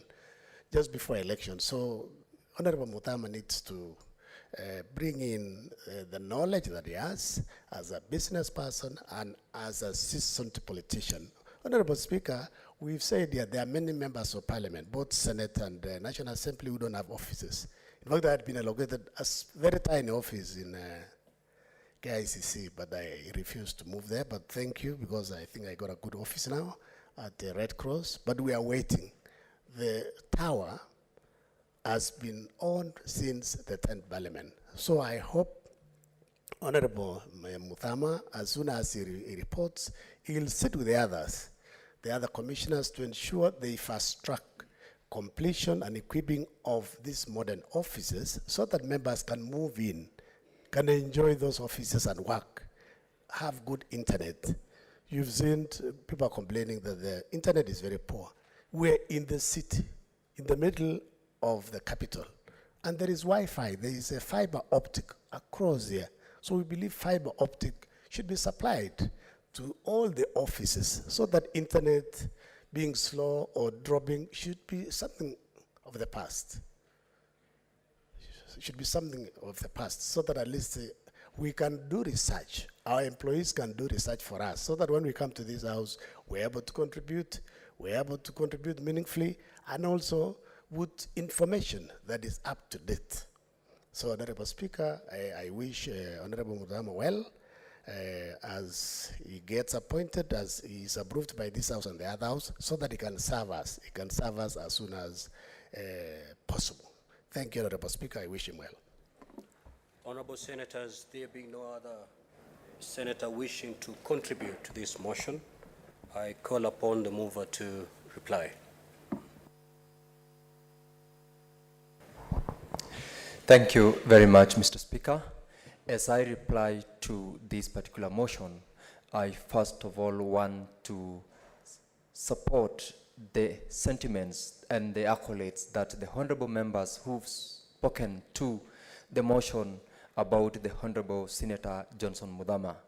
Mr. Speaker, the nominee whom we had a session earlier on in the morning with is indeed a national leader. He is experienced. He's done over 30 years in leadership, both in the National Assembly, at the Senate, and in other positions of leadership in this country, and therefore he fits the bill to serve as a commissioner in the Parliamentary Service Commission. Mr. Speaker, sir, the Honorable Muthama steered, as the members who've talked before me confirmed, that he steered the ruling party, that is the United Democratic Alliance, to win the election of the 2022, until when he resigned just the other day in order to facilitate his appointment as a member of the Parliamentary Service Commission to serve the people of Kenya in that capacity, and also to serve members of this House as a non-member of Parliament commissioner in the Parliamentary Service Commission. Mr. Speaker, in his steering the party to the success, we recall that the Honorable Senator Muthama had an opportunity to manage pre-election and post-election coalition. He depicted a character of a leader without borders. Mr. Speaker, the Honorable Muthama, from his CV that was shared with the committee and with the Kenyans, he fits to be a qualified and excellent member of this Parliamentary Service Commission. Having been in this House, Mr. Speaker, he came out to be an experienced leader who understands not only the challenges that the Parliamentary Service Commission has had between the two houses. We are aware that the National Assembly and the Senate have had various challenges, which from the experience and the exchanges that we had in our session with the nominee, Mr. Speaker, he showed the capability of a committed leader, a committed member, and a commissioner who will, without blemish, serve the interest of this House. Having served here, Mr. Speaker, I know he understood and he will steer the interest not only of the public that he serves, but also of the House, that is the Senate. My colleagues have talked about the Parliamentary Service Act, and indeed the same act requires of this House to vet or to subject a nominee to a process of approval. Yet the same act was never passed through this House as is required by Article 110 of the Constitution. And indeed, Mr. Speaker, and for the benefit of the honorable members, the Court of Appeal in its finding at paragraph 178 of the judgment, indeed declared that the Parliamentary Service Act ought to have passed through the Senate because it affects the operations, the mandate of both houses, that is the Senate and the National Assembly. And I believe that with the experience of the Honorable Senator Johnson Muthama in this House and in other leadership positions, he will steer the interest of this House and ensures that the mandate as provided for under the Constitution is served within the 4 tenets of the Constitution. Mr. Speaker, members have confirmed the qualification and the experience of the Honorable nominee, and as a committee, I would like to confirm and thank the members for the effort, for the commitment, and for the purpose that they put into the process which we undertook, leading to the presentation of the report, which this motion is seeking to be approved in order to have the Honorable Johnson Muthama nominated as a member of the Parliamentary Service Commission, who we believe and expect will serve the people of Kenya with utmost good faith, commitment, and integrity. Mr. Speaker, I want to end by saying I want to ask the House to pass this motion in unison in order to ensure that the Parliamentary Service Commission is fully constituted. I reply and thank you, Mr. Speaker. Honorable Senators, I do now proceed to put the question, which is that the Senate adopts the report of the Standing Committee on Justice, Legal Affairs and Human Rights on the proposed appointment of the Honorable Johnson Muthama as a Commissioner of the Parliamentary Service Commission, laid on the table of the Senate today, Tuesday, 28th February 2023, and pursuant to Article 127 2D of the Constitution, Section 9(2) of the Parliamentary Service Act, and Standing Order 773, approve the appointment of Honorable Johnson Muthama as a Commissioner of the Parliamentary Service Commission. Will as many as of that opinion say aye? Aye. Will as many as of the contrary opinion say nay? The ayes have it. Next order.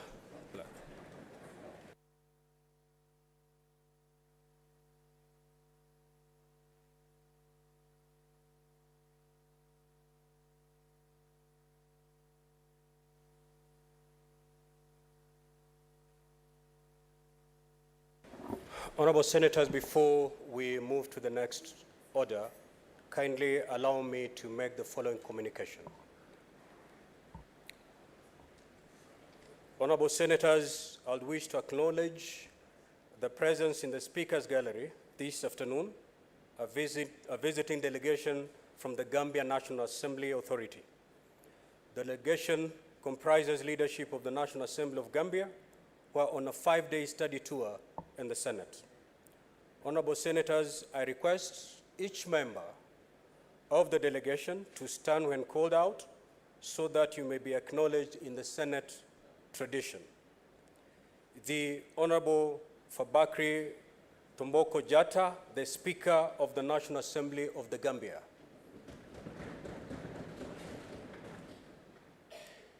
Honorable Alhagi S. Dabo, Minority Leader and Member of the Authority. The Honorable Alhagi Mbo, Member of the Authority. The Honorable Maimuna Sesi, Member of the Authority. Mr. Mamadou A. Sise, Clerk of the National Assembly of the Gambia. Mr. Gibairu Jane, Director Communications, ICT and Press. Ms. Sally Seka, Principal Accountant.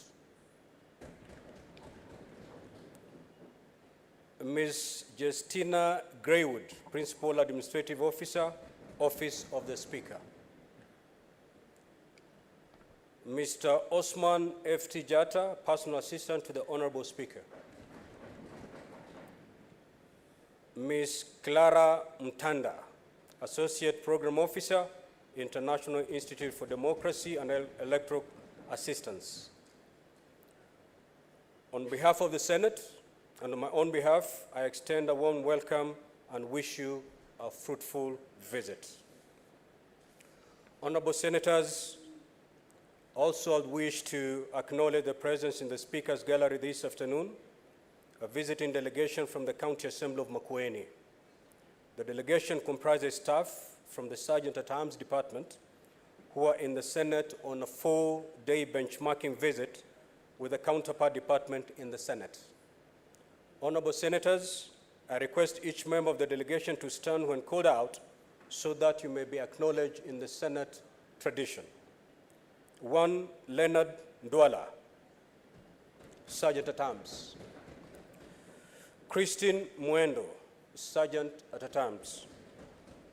Benedict Mutua, Assistant Sergeant-at-Arms.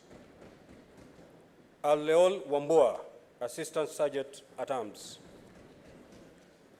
Josephat Kimanthi, Assistant Sergeant-at-Arms.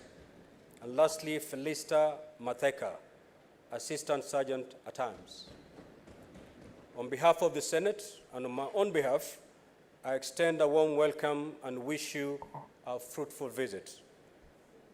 Honorable Senators, I will allow the majority side to make remarks in welcoming the two delegations, and thereafter I will also give the minority side an opportunity to welcome the two delegations.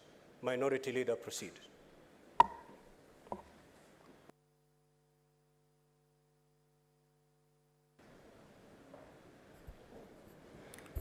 Thank you, Mr. Speaker. Mr. Speaker, allow me to join you in welcoming the visitors who have come all the way from Gambia. Gambia is a very nice country and part of us in Africa. Mr. Speaker, I hope that by coming all the way from Gambia to Kenya, our brothers and sisters are going to learn how we conduct our business here. This is the Senate, this is the upper house, and as you can see, we normally have a bipartisan kind of relationship here to debate issues. And therefore, Mr. Speaker, I don't want to spend so much time. I would like to also extend a big karibuni nyumbani. Senate ni nyumba yenu. And I believe you have enjoyed your stay. You've learned. We have very capable sergeants here and very senior ones, for that matter. And I believe you will be in a position to learn Minority so Leader, much from them. you know very well that under the standing orders, if you choose to speak English, you stick to that language. Yes, yes, yes. I've taken back. Mr. Speaker, finally, I want to say karibuni. Karibuni is a word that can be used in both English and Swahili. I thank you so much, Mr. Speaker. Minority Leader. Thank you, Mr. Speaker. I wish to welcome the visiting delegation from the Parliament of Gambia. Though I have never visited Gambia, Mr. Speaker, I have many Gambian friends who do business and actually work in Kericho. They are led by a gentleman called Mr. Jibi Chor, who has been with us in the county that I represent in this house for quite a while. So I feel a special connection to the visiting team. I hope they get full value of their time in the Republic of Kenya. They get to learn and interact with members of parliament. To the best of my knowledge, Mr. Speaker, their parliament is pretty much almost similar to ours, both in structure and size, and therefore their pick and choice of Kenya and the Kenyan parliament as a place to undertake their study and comparison is most welcome.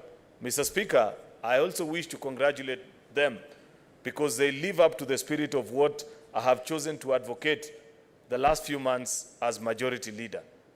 As Africans, Mr. Speaker, there are many members in this House, both now and previously, in Senate and in the National Assembly, who can barely name 5 African capital cities that they visit, yet in Europe, they know every street by name. That is extremely embarrassing, and we have said, Mr. Speaker, that this time, let us buy Africa, build Africa, travel in Africa, get to know Africa, we make our continent better. Thank you, the Gambian team, for making that a true spirit and a true example. Thank you, Mr. Speaker. Senator Osotsi.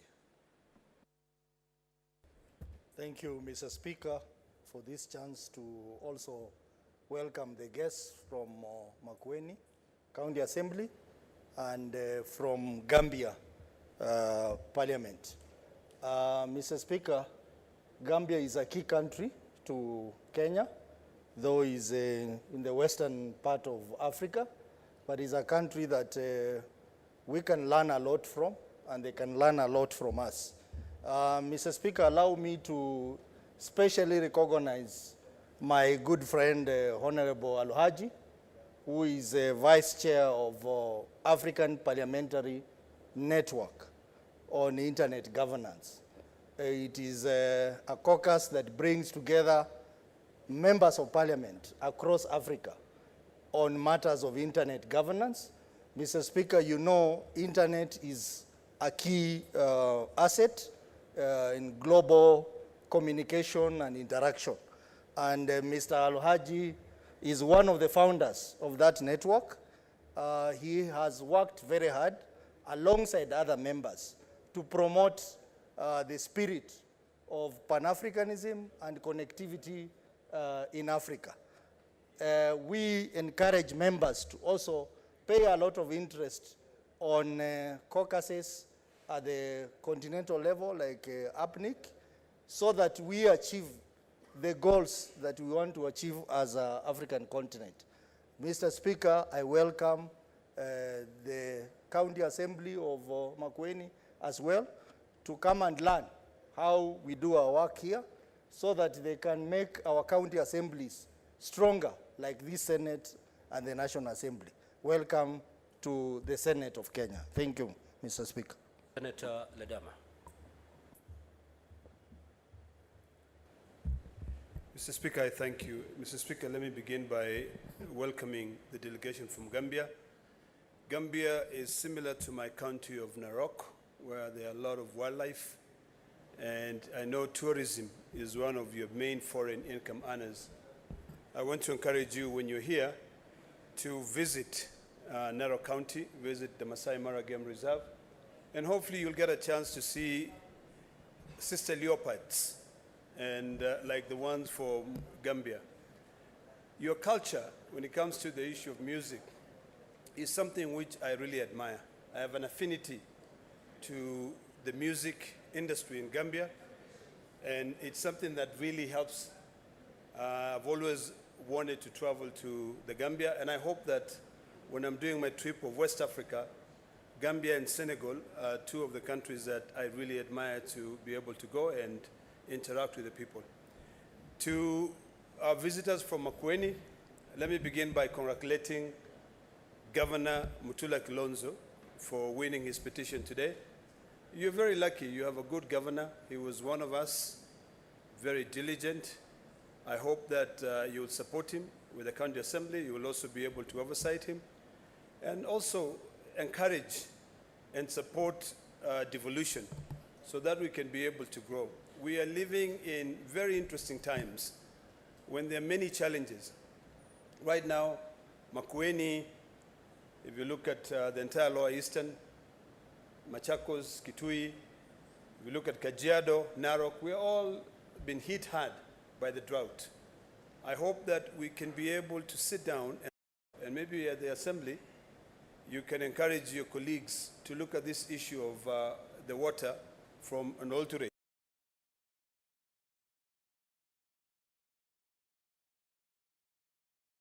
I thank you for coming, and I hope that when you go back to Gambia and when you go back to Makueni, you'll be able to share what you learn from the Senate. Thank you, Mr. Speaker.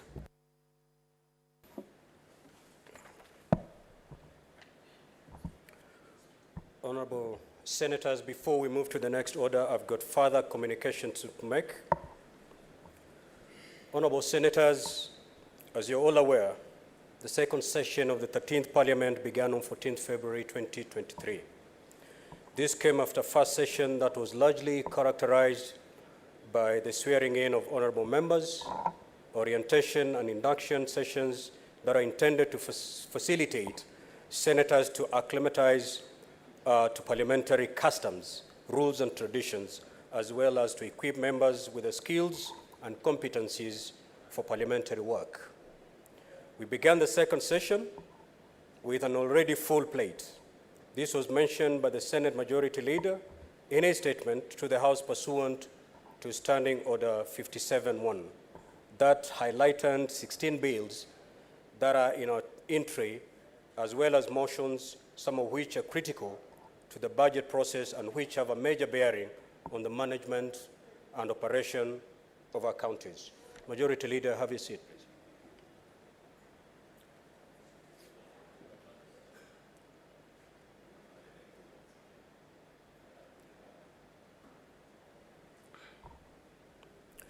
Honorable Senators, the proceedings in the Senate in the past 2 weeks have deprived us of the opportunity to pass critical legislation and may have the potential to deny the Senate the opportunity to pass important motions within the timelines provided in the statutes and the standing orders.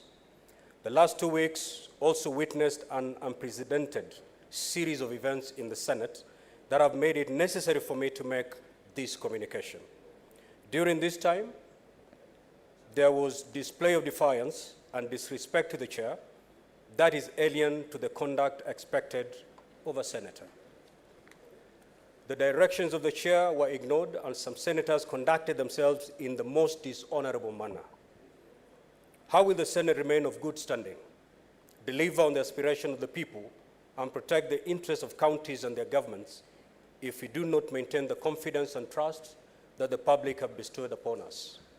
Honorable Senators, as your Speaker, I'm deeply concerned with the state of affairs in the chamber in the first few sittings and the abuse of privilege by some senators in the August House.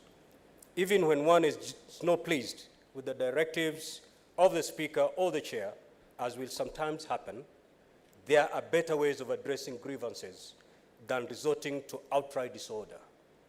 The standing orders provide a framework for debate and order in the House. The Senate leadership has made concerted efforts to ensure that you're well versed with the standing orders, and at every opportune time, the Chair has urged senators to observe and apply standing orders. I say this with particular reference to parts 18 and 20 of the standing orders that touch on the rules of debate and order in the Senate and in committees. I continue to urge all of us, senators, to acquaint themselves with these provisions. They are at the core of orderly, smooth, predictable transaction of business in the Senate. Allow me, honorable senators, to reiterate what constitutes disorderly conduct and gross disorderly conduct, pursuant to Standing Orders 121 and 122, respectively. Among other things, the standing orders provide that a senator is disorderly if that senator, 1, creates disorder, 2, knowingly raises false points of order, unnecessarily interrupts proceedings or consults in a disruptive manner, makes allegations without, in the Speaker's opinion, adequate substantiation, or defies a ruling or direction of the Speaker or chairperson of a committee, demonstrates or makes disruptive utterances against the suspension of a named senator, disrupts or attempts to disrupt the Speaker's procession, and lastly, commits any other breach of these standing orders that, in the opinion of the Speaker, constitutes gross disorderly conduct. Honorable Senators, Standing Orders 121-2 and 122-2 provide the consequences of creating disorder and gross disorder in the Senate. In the first instance, the disorderly conduct, the Speaker may call a senator whose conduct is disorderly to order, and either caution the senator or order the senator to withdraw from the premises of the Senate for the remainder of the day's sitting. In second instances of gross disorderly conduct, the Speaker shall order the senator to withdraw immediately from the premises of Parliament, A, on the first occasion, for a maximum of 3 sitting days, including the sitting day of suspension, and B, on the second or subsequent occasion, during the same session, for a maximum of 7 sitting days, and a maximum of 21 sitting days, including the day of suspension. Now, honorable senators, we owe it to our forebearers who established the Senate as an institution of order, decorum, and amicable debate, and as dignified chamber. To maintain it as such, leaders lead by example, and if we are to be the pace setters for the many Kenyans who look upon the Senate and the counties that see hope in us, we have the solemn duty to conduct ourselves in a dignified manner, rise to the occasion to better legislators, and uphold the provisions of the standing orders in our conduct in both plenary and the committee meetings.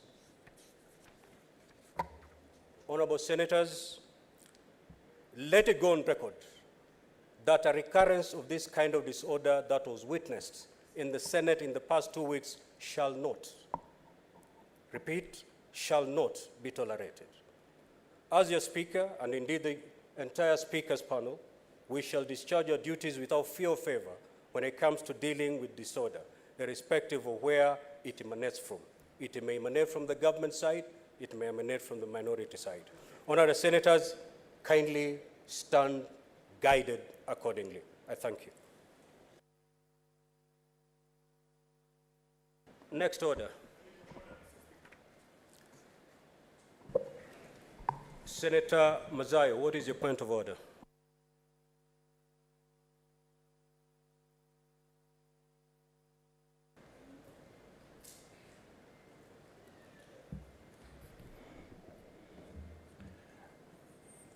Mr. Speaker, before you left last week, there was a communication you were supposed to give to the House with regards to the leadership of the minority side. Mr. Speaker, there was a sudden departure on your part, and said we didn't understand what was happening. And in the afternoon, I think your deputy came and took over the House, which we understand. Mr. Speaker, in case you leave for a trip or elsewhere, or you're committed elsewhere, we understand. When your deputy takes over, he actually assumes the powers of the Speaker. Mr. Speaker, when your deputy was sitting on that chair, I don't know whether he acted with your instructions or outside your instructions. Because number one, there was that communication you're supposed to deliver, which you had promised that you're going to deliver in the afternoon. And secondly, he seemed not to be aware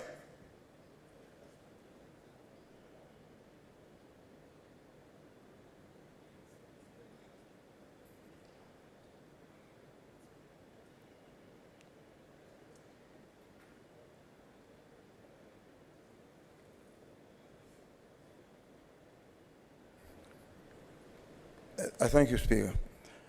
He seemed not to be aware that there was communication to be made. So, Mr. Speaker, that is what brought all the hell loose here. Mr. Speaker, finally, what I want to say is, now that you're back, and now you're in charge, this question of communicating. Our communication to your office has not yet been done. Could you be kind enough to communicate on the communication with regards to the leadership of the minority side? We are being suffocated on this side, Mr. Speaker, for lack of leadership. Because I stand alone, the rest with my deputy. But I don't have a whip, I don't have a deputy whip. As I've already communicated to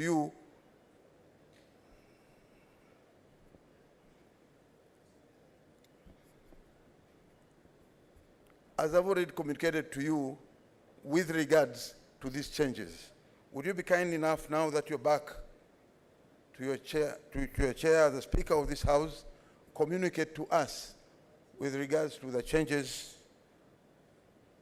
of the leadership that I placed before you? I thank you. Senator Mandago, what is your point of order?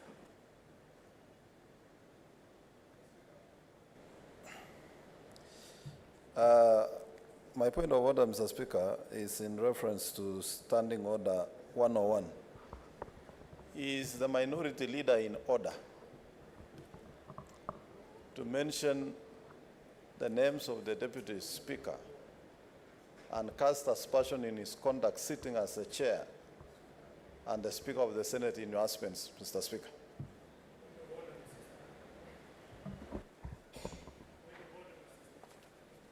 You'll have the opportunity to speak, Senator Sifuna. Let me just dispense with the point of order by Senator Mandago and Senator Mazayo.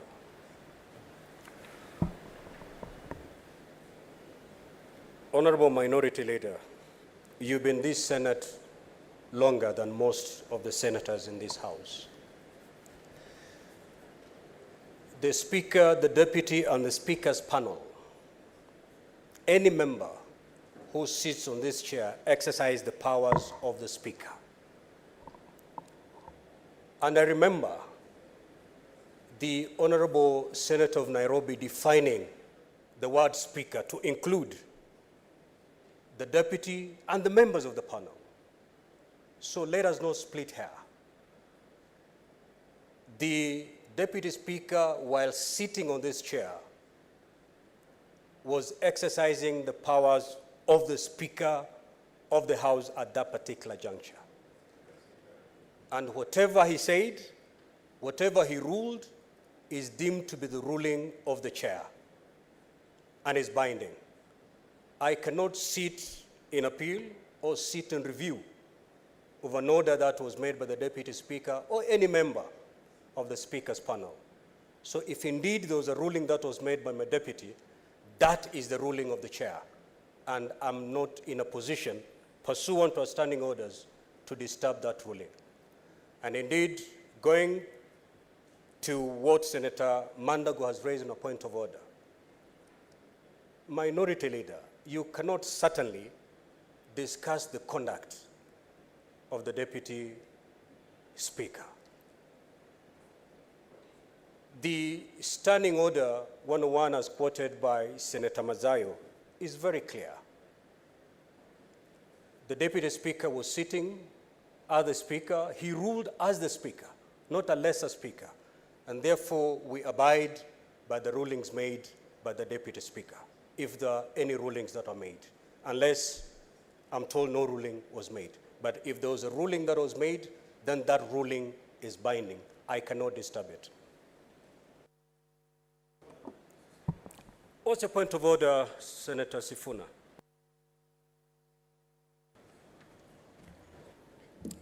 Mr. Speaker, first let me say that I am personally glad that you are back on that seat as a substantive Speaker of this House.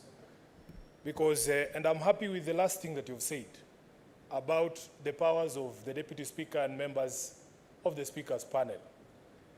Because, Mr. Speaker, the person who made it an issue was the person who then was sitting on that seat. We, in fact, made the argument that there cannot be business that is brought before the House that then we are told has to wait for the substantive speaker. Mr. Speaker, the problem we find ourselves in is that the matter of the communication, and the Hansard will bear me witness, the matter of the communication of the changes in the leadership of the minority side, we were told here that that communication has to wait for the substantive speaker. And in fact, if you look at the Hansard proceedings of that day, Mr. Speaker, you will remember me asking the question, if indeed a matter as simple as a communication cannot be made by a person other than the substantive speaker, then really no one else would have the power to transact any other business, because in my view, communications such as the ones you've made about the people who are, or the visitors we had in the gallery, is a matter so simple and straightforward that it doesn't have to wait for the substantive speaker. Mr. Speaker, having listened to you this afternoon, first of all, I, as a senator elected to this House, I am ashamed of the things that have happened in the past 2 weeks, and I bear that shame together with all the members of this Senate. Mr. Speaker, we came here to discuss substantive matters that affect the people of Kenya. And if we are going to address what the significant difference is between the first session that we had as a House and this particular session, Speaker, we must go to the root cause of all the events of the past 2 weeks. It is not enough for us to be admonished, to be told we are behaving unruly or in conduct that is not in line with the standing of a member of this Senate. We as a House must ask ourselves, and I asked this question last week, what happened to the collegiate nature of the debate that we used to have in this particular House in the first session, Mr. Speaker? And if you were following those proceedings, our position has remained that in fact, the Speaker of this House has no role whatsoever in dealing with the matter of a communication in the changes of the leadership of the minority or indeed the majority side. Mr. Speaker, we have come to this particular juncture because of a matter that in our view is a very straightforward matter. The minority have made a decision to change their leadership. All that we are waiting for is this communication. Mr. Speaker, we have likened this to a soccer game between Gor Mahia and AFC. And when the coach for AFC stands up to make a substitution, the referee in the game says you cannot make that substitution. Mr. Speaker, it is absurd because we want to be able to respect the rules of this House. Our greatest frustration, Mr. Speaker, is when we see the application of these rules being selective, Mr. Speaker. So it would not offend me, Mr. Speaker, for instance, if somebody misconducted themselves and I saw fair application of the rules. Mr. Speaker, we are very serious people. We have very serious agenda here. As a senator of Nairobi, this morning, Mr. Speaker, I saw my traders from Nyamakima. They were in the streets, Mr. Speaker, exercising their rights under Article 37 to demonstrate peacefully about the invasion of the Chinese into even the retail market in this country. They wanted to present me with this petition so that I can come and canvass these matters here, because that is why they elected me. But we are stuck in this circular motion because the last time, if I remember correctly, Mr. Speaker, we even thought that there was some middle ground, that there was some truce that was reached between the leadership of the minority and the leadership of the majority. In fact, people apologized here, Mr. Speaker, for the conduct of that particular session. And our expectation was, because terms of a truce, Mr. Speaker, must be observed. I was not in that meeting, and the meeting was expressed to have been a meeting in your office. But, Mr. Speaker, what we are wondering is what has happened to that spirit that was here on Thursday last week. Because we expected that now the matter of the communication would be addressed. Mr. Speaker, I don't want to go beyond that because I would like to give other colleagues opportunity for them to also address themselves to this matter. But, Mr. Speaker, please let us address the root cause of this problem, and you will not see any sort of misconduct from any side if this matter, the root of the matter is addressed, Mr. Speaker. I thank you. Thank you, Senator Cheptumo. What's your point of order? Mr. Speaker, I want to appreciate the submission by my learned colleague. But, Mr. Speaker, it appears to me that is challenging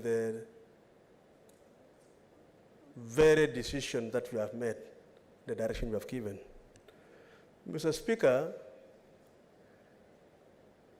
you are not, I think I have to allow the Speaker to console. Proceed, Senator Cheptumo. I Because, can hear Mr. you. Speaker, when you are away, the direction given by the chair then was that he was not giving the communication because he had been stopped by a court order, not because the substantive speaker was not present. I think, Mr. Speaker, that is really the way I understood that time.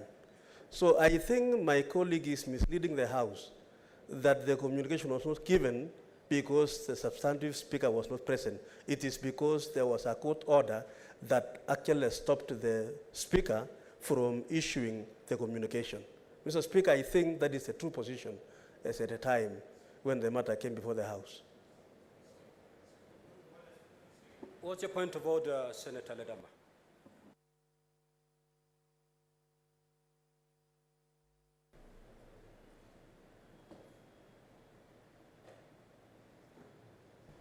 Mr. Speaker, let me begin by thanking you for making that communication.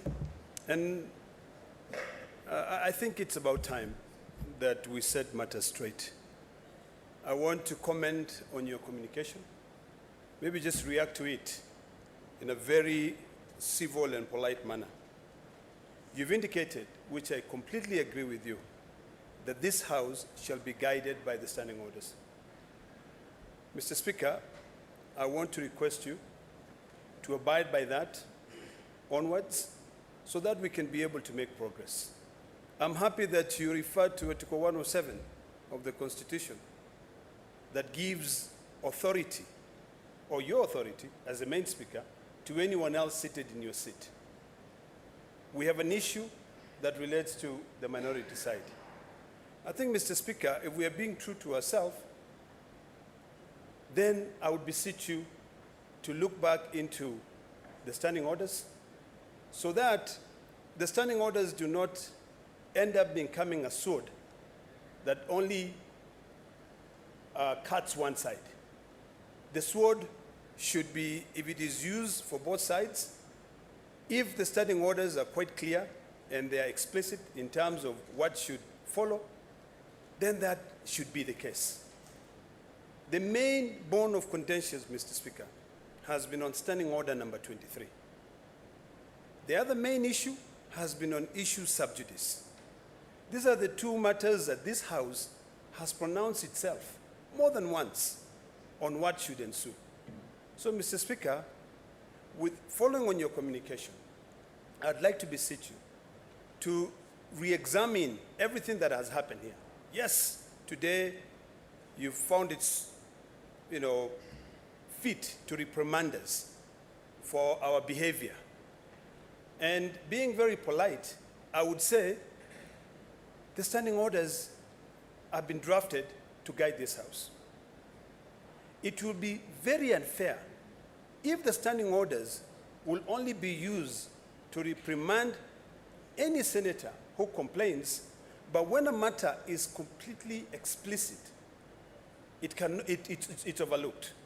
So, Mr. Speaker, now that you're back, I'd like to invite you to relook at the standing order, particularly standing order number 23, and look at the communication that was given by the minority side, and then give us a way forward so that we can be able to put this matter to rest. I thank you, Mr. Speaker. Senator Sampson.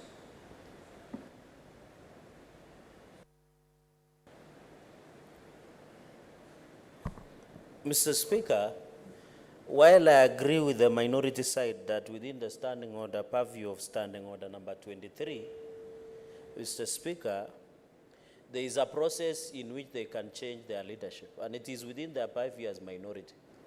What I don't agree is that when they do not want to follow the rule of law, because last week, Mr. Speaker, whether you were there or the Deputy Speaker, the office of Speaker subsists.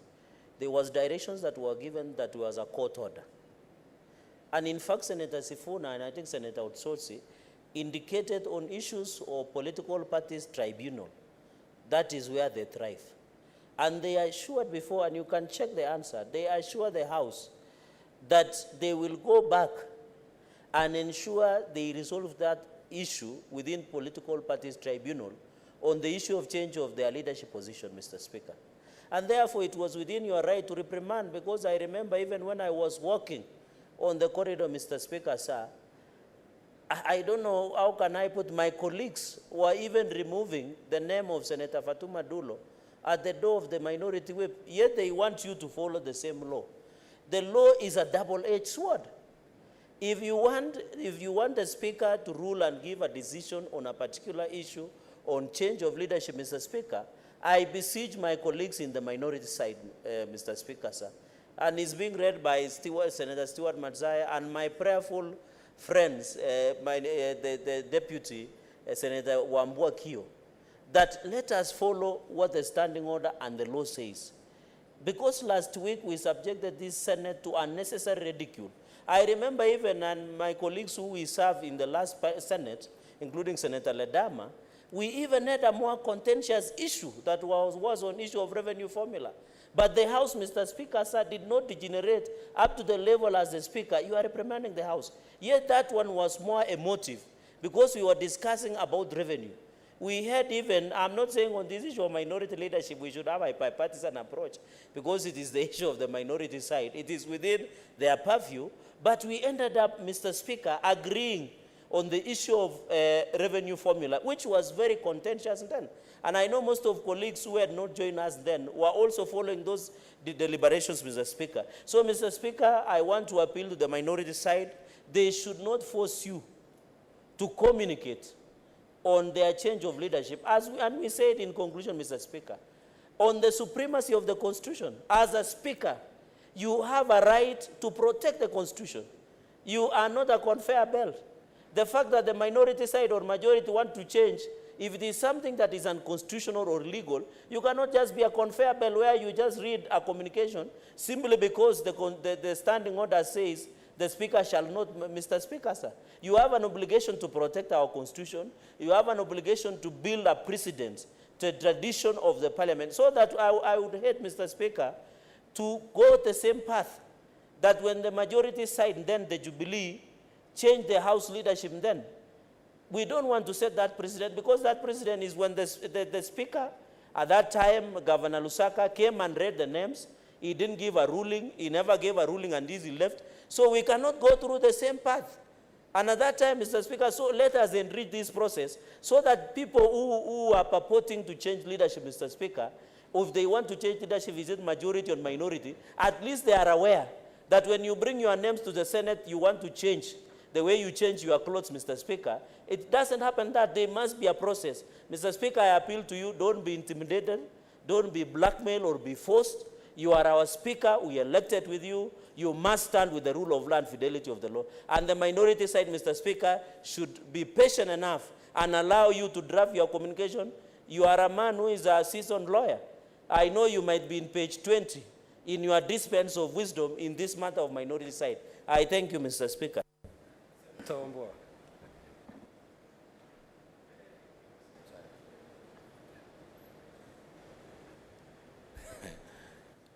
Mr. Speaker, I thank you.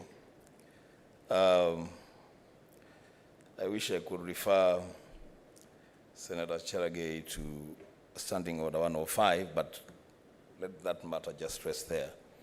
The Speaker, there is no senator, either on the majority side or the minority side, who is trying to force the Speaker to do anything that the Speaker is not supposed to do. Mr. Speaker, I thank you for your communication.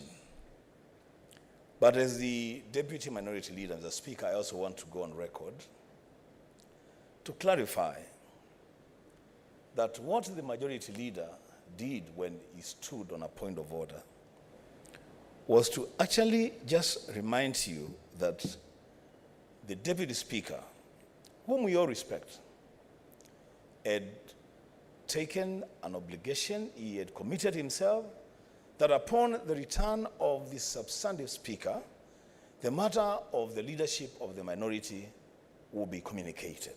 Mr. Speaker, it's actually a big shame, Mr. Speaker, not just to the minority side, but to our collective consciousness as a Senate, that for 2 weeks, now the third week, we are stuck in the rut talking about the leadership of one side of the House.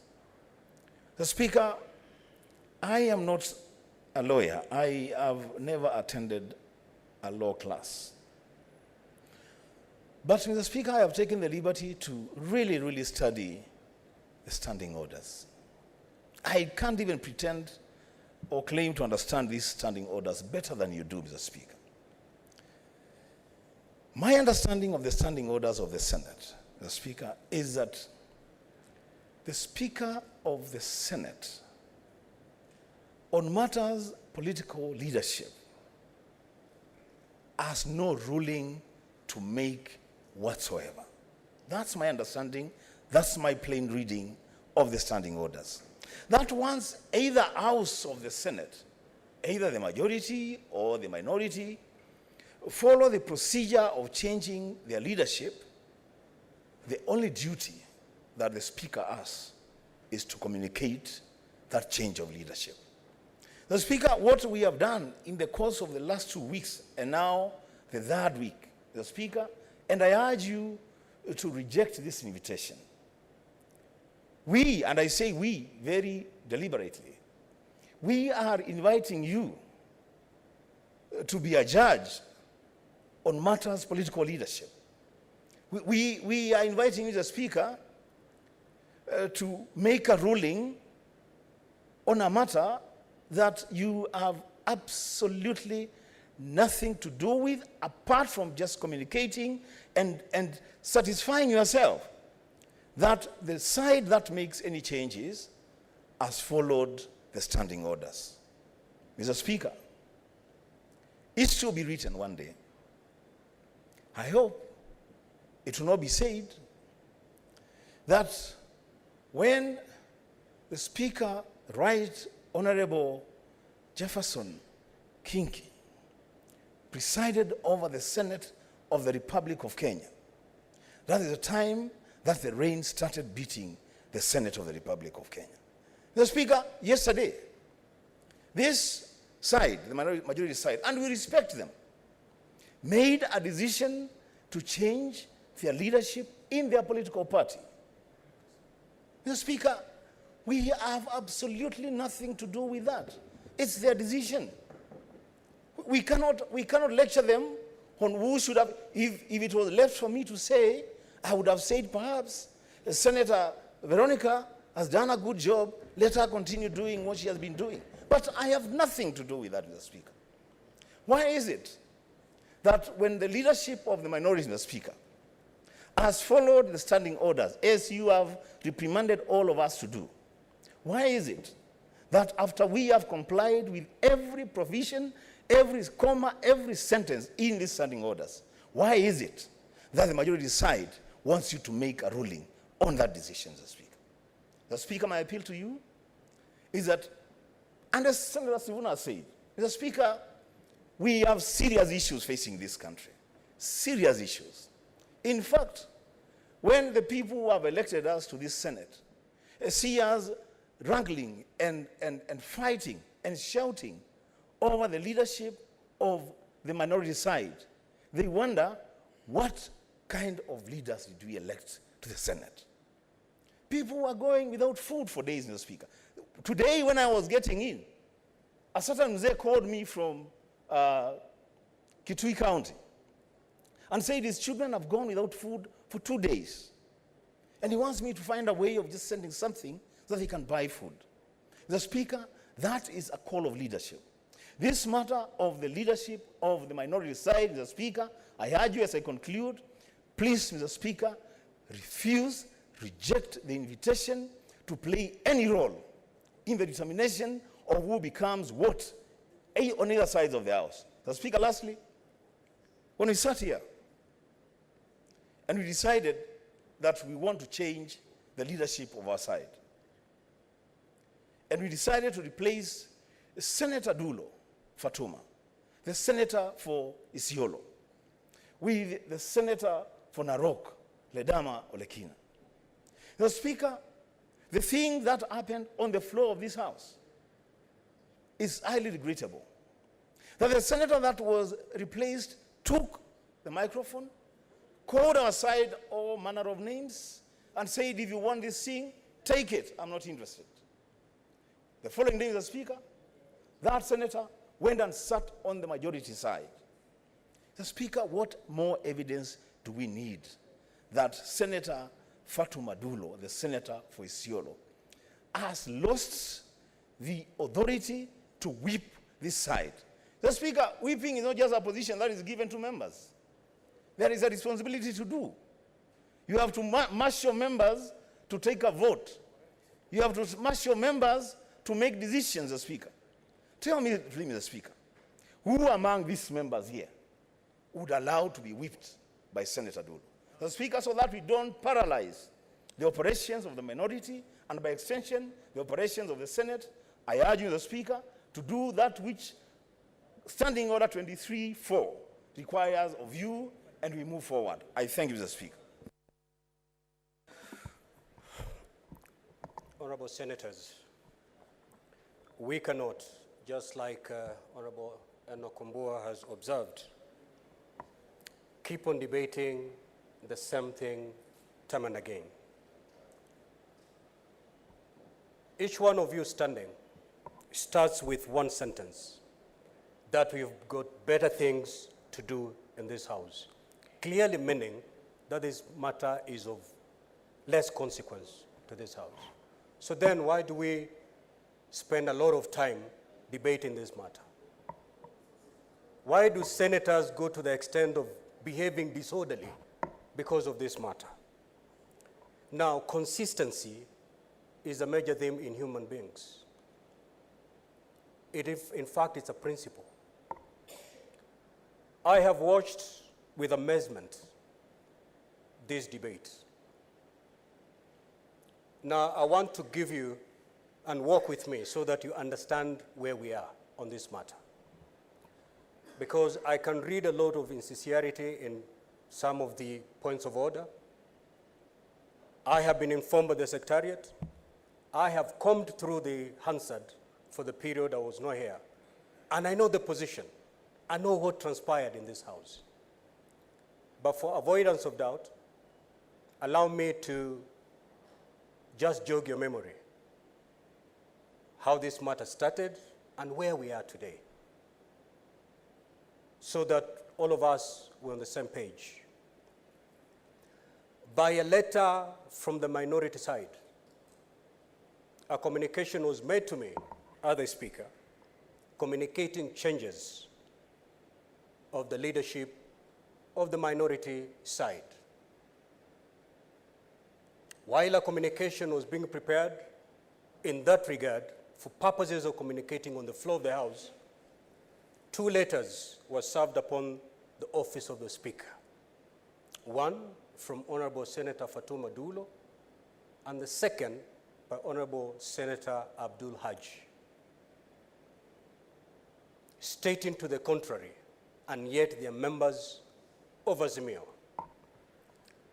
Now, the minority leader will bear me witness, having served as a judge of the Labor Court, that when 2 parties come before you, however weak one party may have its case, however weak that case will be, you give them a chance to speak to you as an arbiter, as a judge, and then retire to look at the weight of what has been submitted to you as a judge. That is the rule of natural justice. That is exactly what I did. Instead of communicating the letter from the minority side, having been served with a letter to the contrary, as your Speaker, driven by fairness, I had to look at both letters whether to dismiss, but that is after I have looked at those letters. And looking at those letters, I just needed a few days. In fact, 2 days. Unfortunately, the Thursday that I was supposed to make that communication, I was unwell. And on that Thursday, the communication was not ready. And I informed my deputy who was going to chair that particular day that kindly inform the House that the communication is not ready. If it was ready, the Deputy Speaker would have read it out. Because when he occupies this seat, he exercises the powers of a Speaker. Now, the next immediate day that we would have possibly communicated was Tuesday. By Monday, the communication was ready, and the Secretariat is here to confirm that. It was ready to be communicated on Tuesday at the rise of the House, at the opening of the House.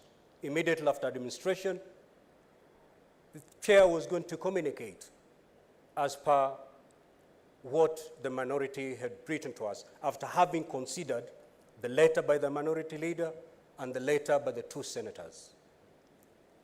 Unfortunately,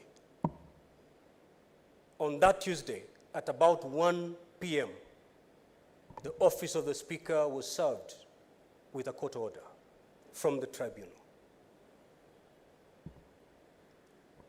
I was made aware where I was, and after considering,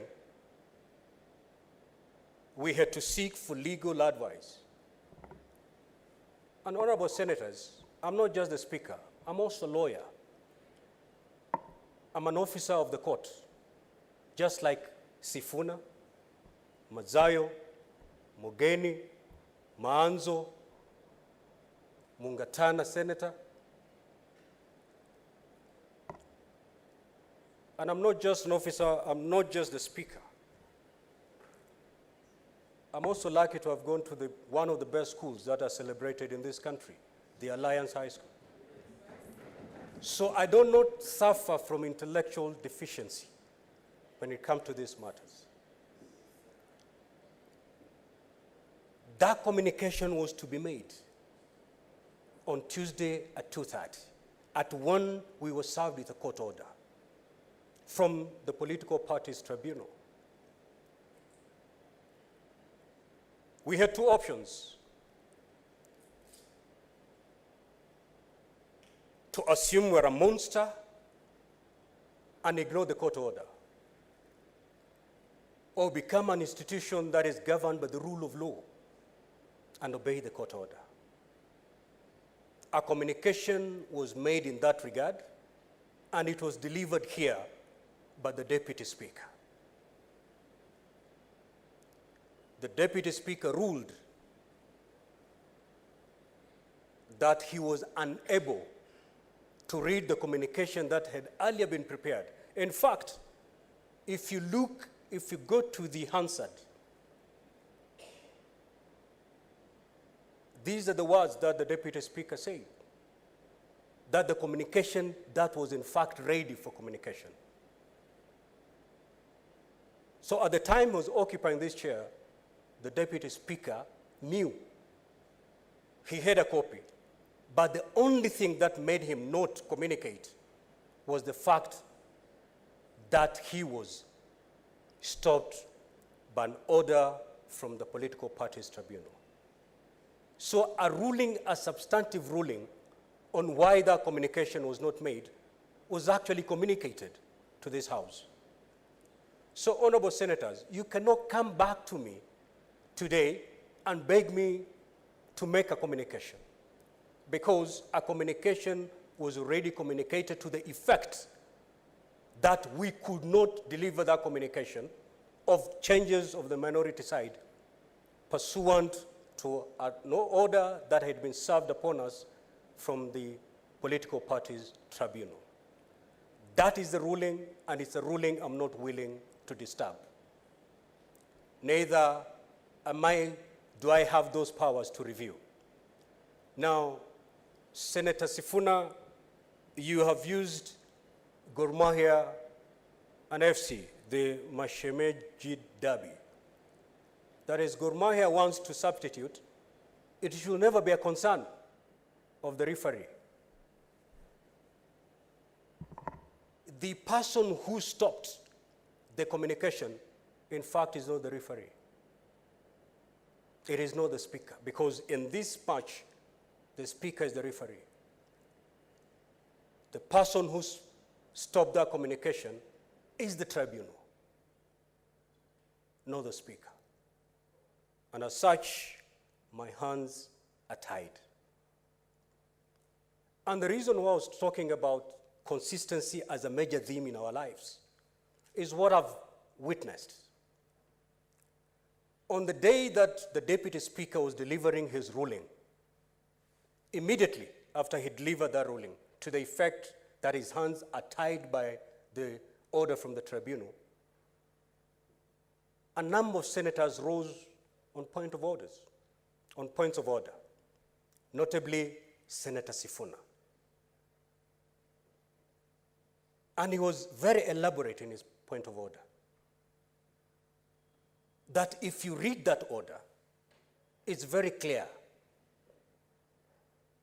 that the position that is being contested and has been stayed by that court order is the position of the deputy of the minority whip.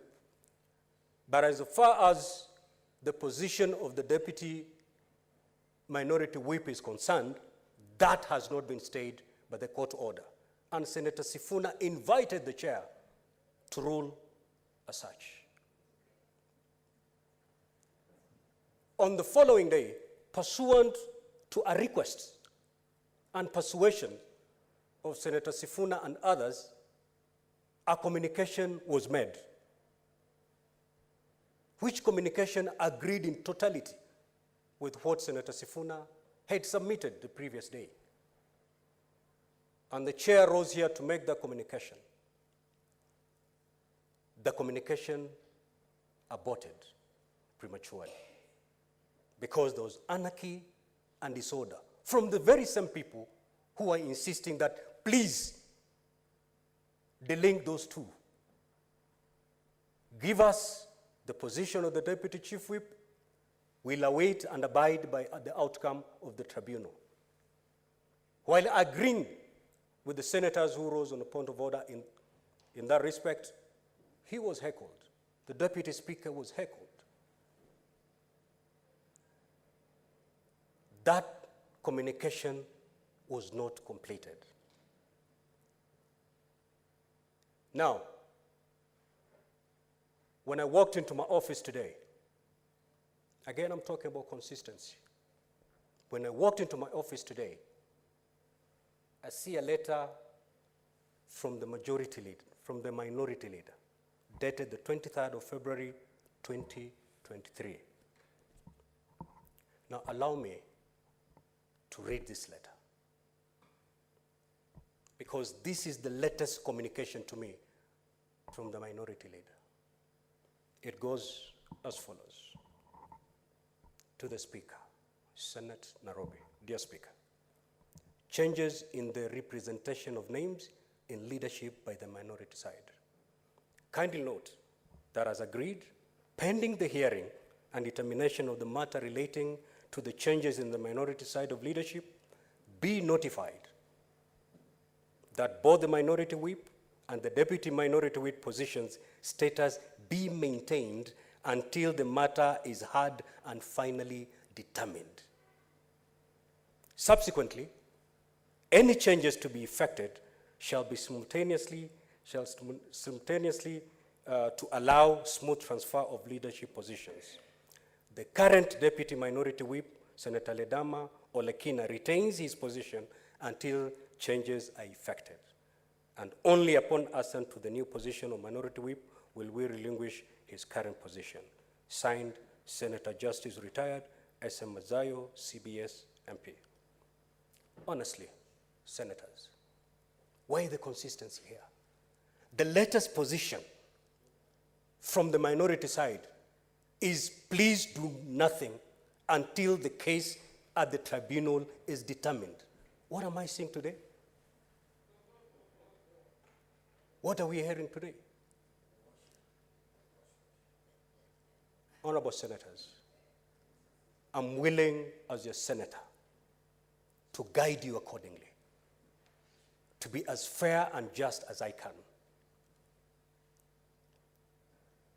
We're in this together.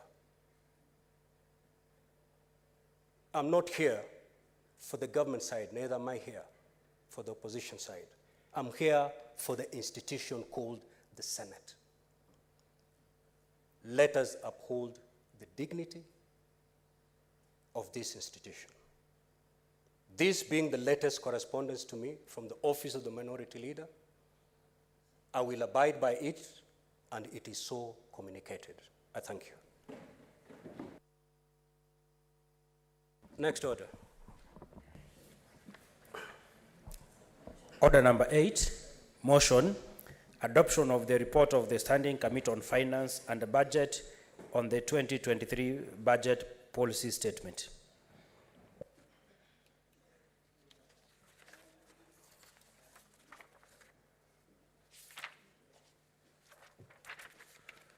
The Chair of Finance and Budget.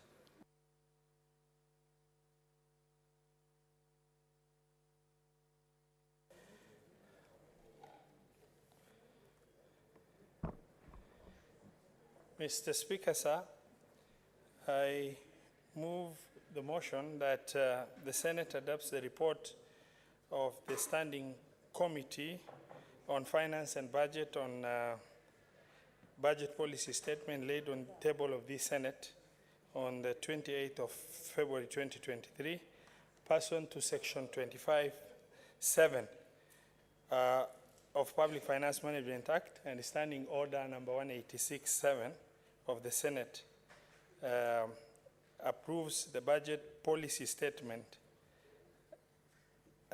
Mr. Speaker, sir,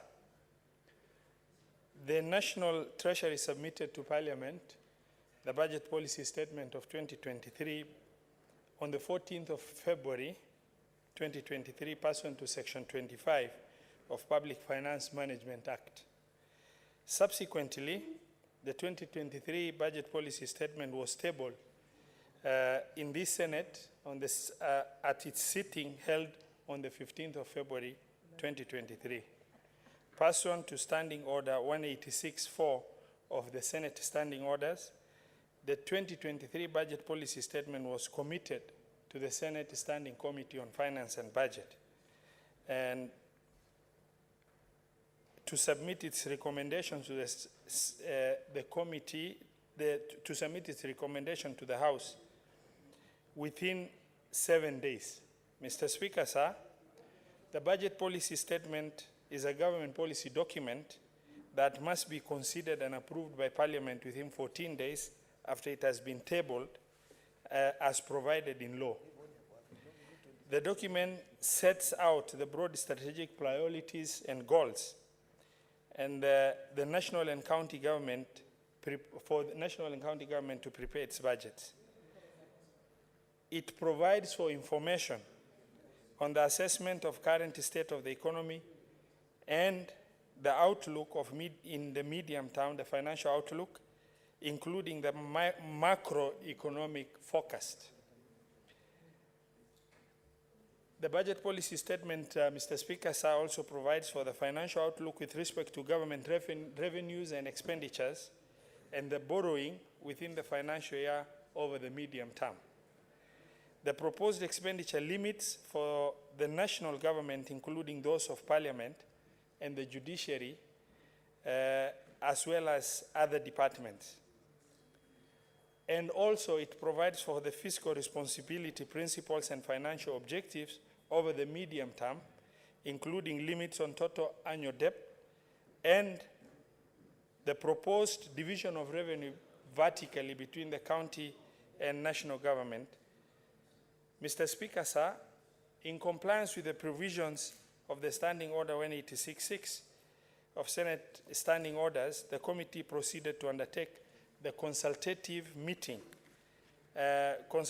processes by inviting key stakeholders to give their inputs. including various standing committees of the Senate. And among the key stakeholders we've invited is the National Treasury, the Commission of Revenue Allocation, the Council of Governors, the Institute of Certified Public Accountants of Kenya, the International Budget Partnership Kenya chapter, Institute of Economic Affairs, and Institute of Social Responsibility are those that we have invited to give their submissions and written memorandum. Mr. Speaker, sir, the Budget Policy Statement 2023, under the provisions of macro fiscal framework, it is projected that the economy will grow at 6.1% in 2023. This growth will be supported by private sector growth, recovery in agriculture, and the targeted implementation by government of various sectors, including Hustler Fund, which is expected to increase access to private sector financing. From the expenditure perspective, private consumption is expected to support aggregate demand, ongoing labor market recovery, improved consumer confidence, and resilient remittances from abroad. Mr. Speaker, sir, the outlook of the key macroeconomic variables has also been reviewed, including inflation, which is projected to average about 5.8% in 2023-2024, supported by tight monetary policy instance, which is expected to anchor inflation expectations. With regard to the exchange rate, the Kenya shillings has weakened significantly against the US dollar, but remains stable, supported by increased remittances from Kenyans in the diaspora. Adequate foreign exchange reserves and improved export receipts are also cushioning the Kenya shillings a little bit.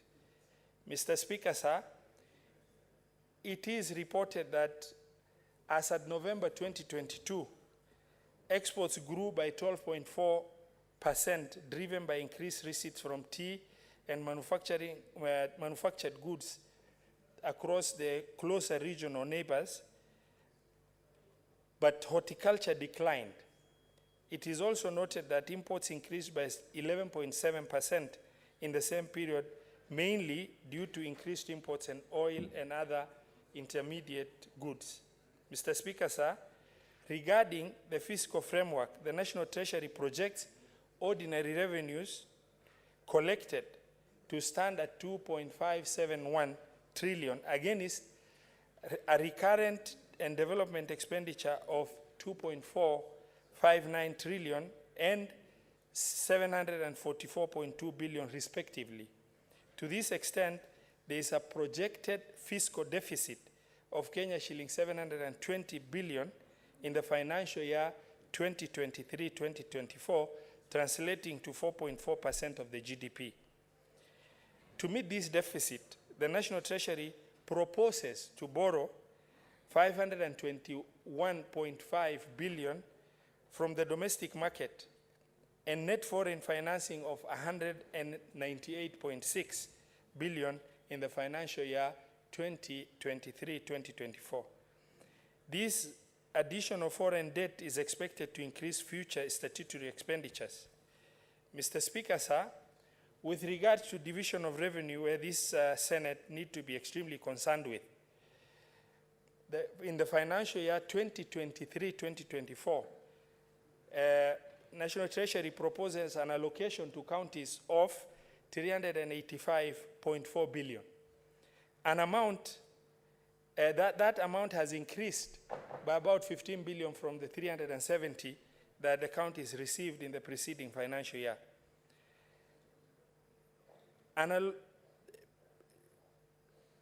Due to adjustment of revenue growth, that is the 15 billion that was given.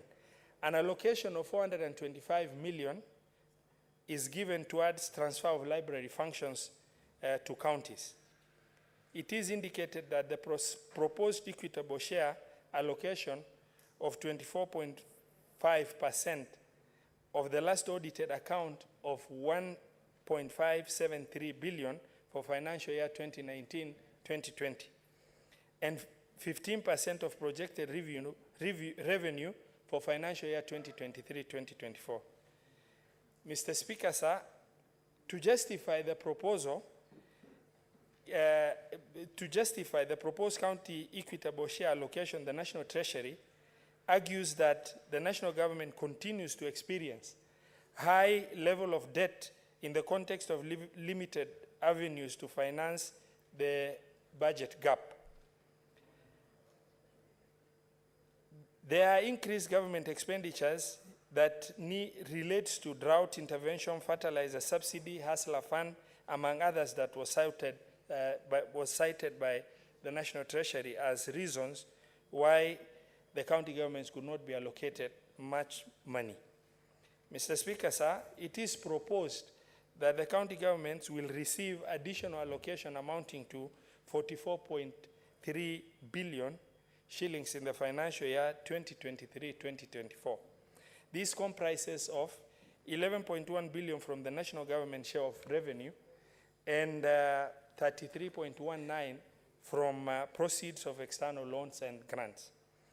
The conditional grants from the national government share of revenue are towards leasing of medical equipments at 5.86 billion, operationalization of national government program on aggregated industrial parks allocated 4.7 billion, supplement for construction of county headquarters for 5 counties allocated 454 million.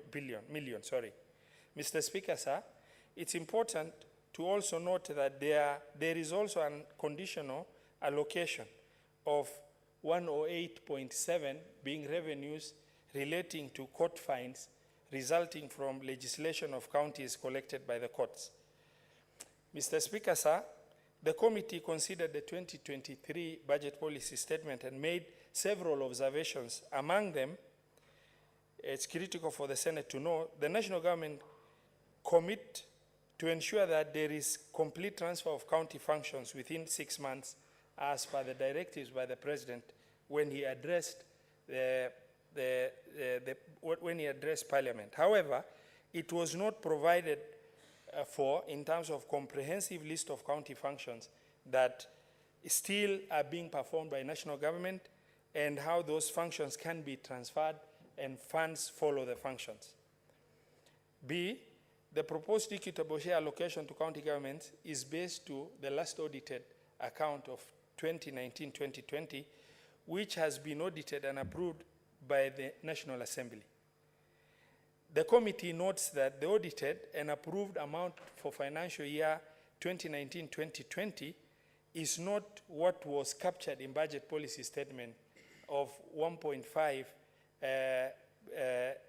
trillion, but rather 1.730 trillion. And that means there is an error in terms of how the figures have been computed. The budget policy statement based its entire planning on 1.573 billion as the last audited and approved by National Assembly, whereas the figure of 2019-2020 accurate stands at 1.730 trillion. Similarly, the allocation to equalization fund was based on this erroneous figure for 2019-2020.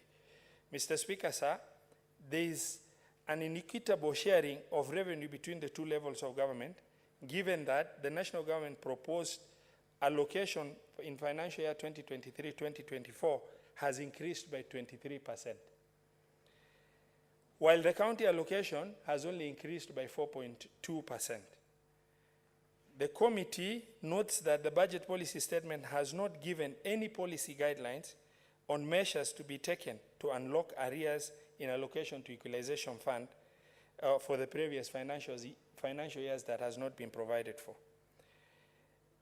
E, the leasing of medical equipment continues to receive funding despite unclear reporting on the progress made in the program. In fact, the contract is not known to county governments, the content is not known, and even that is not known has expired. And as at now, we don't have a renewed contract that the county government has signed with anybody, as far as the information that we have is concerned. Mr. Speaker, sir, county governments are accumulating pending bills as at a very fast rate. So is the national government. The budget policy statement has only stated the pending bills for county governments, but did not provide the same information for national government. While the budget policy statement of 2023 proposes an unconditional allocation of 108.7 million to 10 county governments as proceeds from court fines collected through enforcement of county laws, the transfer mechanism in terms of legislation and how that is going to take effect has also not been captured or proposed or given. The inclusion of 425 million meant for library services under the 385.425 was also erroneous, as this can, once included under the shareable revenue of 385.425, it will only mean it can equitably be shared, and the 33 counties will not stand to benefit that were supposed to benefit that have libraries. Whereas the Hustler Fund meets a critical gap in terms of private sector credit access, there are other existing funds such as Biashara Fund, Uwezo Fund, Women Enterprise Fund, and Youth Fund, which were established to meet similar objectives. However, there is need for these funds, including Uwezo, to be able to communicate with each other to avoid duplication. Mr. Speaker, sir, the committee, having considered the 2023 budget policy statement, recommends that the Senate proceed to consider and approve the report with the proposed policy recommendations and financial recommendations given by the committee. Among the recommendations are A, the 425 million proposed as additional equitable share of transfer in lieu of library services earmarked for salaries for respective staff for the 55 libraries to benefit 33 counties be transferred to counties as conditional allocation under the County Government Additional Allocation Bill. B, the National Treasury should not transfer funds on medical equipment services, but rather add that fund to equitable share for counties to share, because the MES project is marred with a bit of controversy in terms of details and information, and there is no existing contract. Mr. Speaker, sir, noting that drought has become cyclic in nature, and given the intensity of drought in our counties, there has not been in budget policy statement clear direction in terms of drought mitigation in the long term in that document. The National Treasury, in collaboration with Kenya Roads Board, should also put in place necessary mechanism to ensure the roads maintenance levy fund, which in the previous year was dispersed as equitable share, to be dispersed to county governments as additional allocation in line with the earlier years, which this fund has really benefited county governments. And the National Treasury must comply with the constitutional requirement relating to equalization fund and submit to the Senate within the next 30 days of approval of this budget policy statement 2023, a framework on how they intend to clear the arrears of monies due to the fund. Mr. Speaker, sir, the committee recommends fast tracking of the development and enactment of legal framework to enable direct remittance to counties of court fines. The computation of total amount set aside for the equalization fund as per Article 2041 of the Constitution, which states 0.5% of all revenues. Before setting any revenue aside, the National Treasury should compute based on Article 2041. Mr. Speaker, sir, the growth in county equitable share should be commensurate and reflect the projected revenue growth. The national government revenue is projected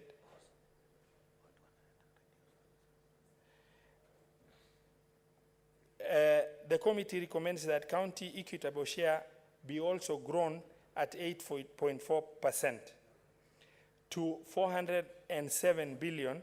That takes care of the inflation, as well as also give 44.3 billion to county governments. Mr. Speaker, sir, also on the borrowing with respect to debt ceiling, 720 billion that is proposed, that will be outside the 10 trillion debt ceiling that has been set.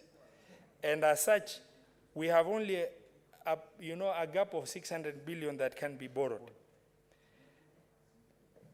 Mr. Speaker, sir, the committee takes the opportunity to commend all the stakeholders that have responded to our invitation to give their submission, the standing committees for their submission, as well as the Office of the Speaker and the Clerk for facilitating the same. I also wish to thank the Office of the Speaker and the Clerk of the Senate for the support they have extended. I move and request Senator Tabitha to second. Thank you. Mr. Speaker, I do second.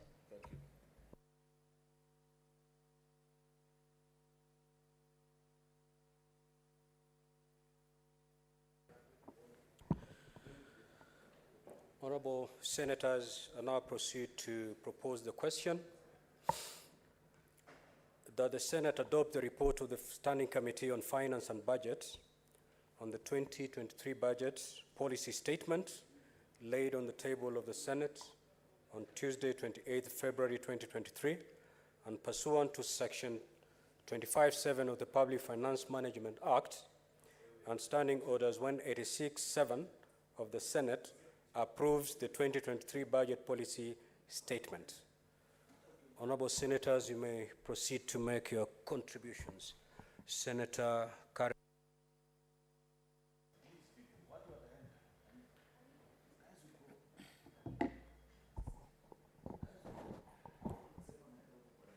Thank you, Mr. Speaker, for giving me this opportunity to contribute to this budget policy statement.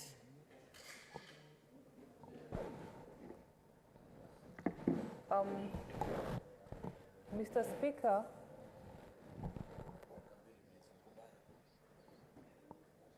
Speaker, this being the first budget policy statement by the Kenya Kwanza government, I wish to commend the National Treasury for their candidness in going head on to resolve the economic crisis and to tackle the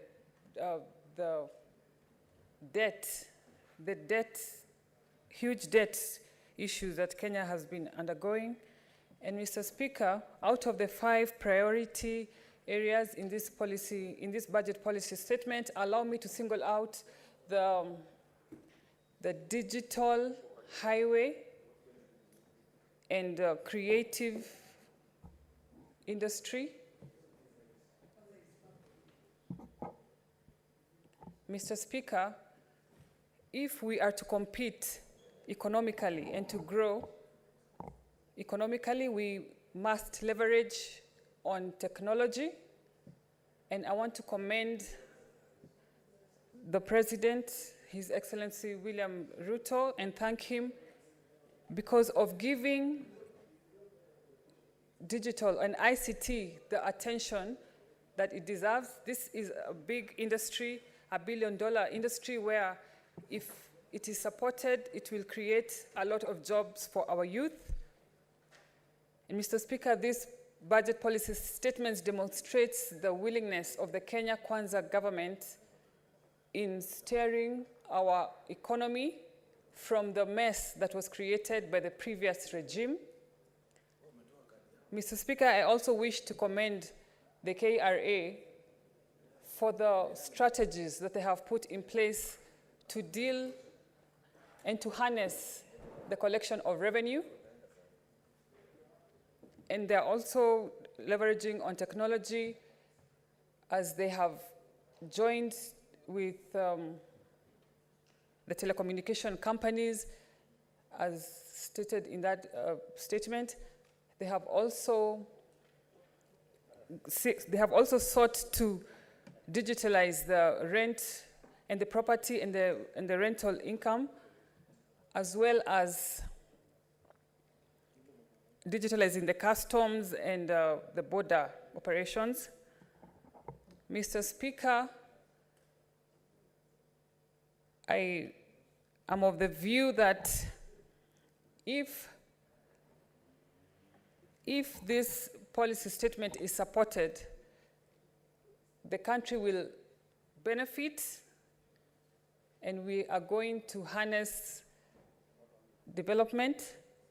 I also urge leaders, and especially leaders in the Azimio side, to engage in politics of development as outlined in this budget policy statement, as opposed to what they are on about right now, demonstrations and politics of hula baloo that do not help Kenyans.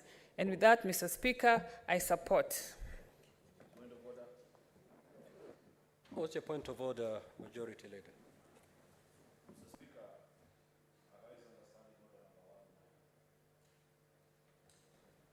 Thank you, Mr. Speaker. I raise understanding order number 109. It's not a standing order that actually it's not one of my favorite, but with the indulgence of colleagues, noting that it is barely 40 minutes to the rise of the House, that if we were to go into maybe a long debate, there are members who, for one reason or the other, are requesting that we conclude on this matter. The problem being, Mr. Speaker, that today is the last day. One of the things we struggle with as a House is that our recommendations on BPS, the recommendations that Senator Roba is presenting, and I know this, I presented this for the last 9 years, Treasury always ignores them. We are trying to get to a point where our resolutions as a House are respected. Now imagine, Mr. Speaker, the tragedy, because if we fail to pass BPS today, there's no problem. People will still proceed, Treasury will go ahead and do whatever they need to do. And it is on that reason that I have requested, though there are colleagues who maybe for one reason or the other wanted to say one or two things, that I humbly request to invoke standing order number 109 and request that the mover be called to reply so that we can proceed to vote before we lose the numbers, Mr. Speaker.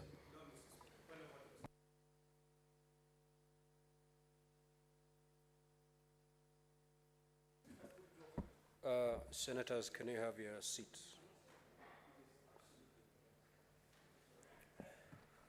Honorable Senators, the Majority Leader has just rose on a point of order under Order 109.1. The only way to dispose of that particular point of order is to proceed to propose the question. If it carries the day, I'll call the mover to reply.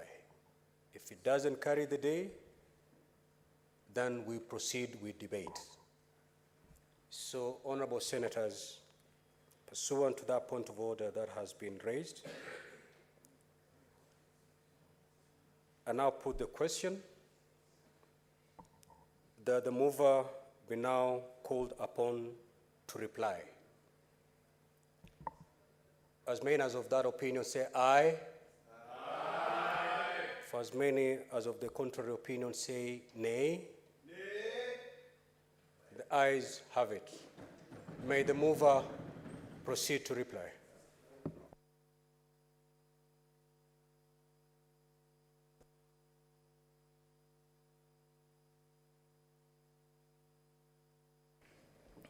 Thank you very much, Mr. Speaker, sir. I beg to reply, and I say this budget policy document is a very critical document for the functioning of a normal functioning of the government. We have contacted all the critical stakeholders. The committees of this House have all given their input. We've received input from 11 committees, meaning it has been extensively interrogated by various committees of this House and the inputs have been considered. I am grateful that the committees have also given the input, so as the other stakeholders. And as I conclude, I beg to reply. Thank you. Honorable Senators, I do make a determination that indeed this matter does not affect counties.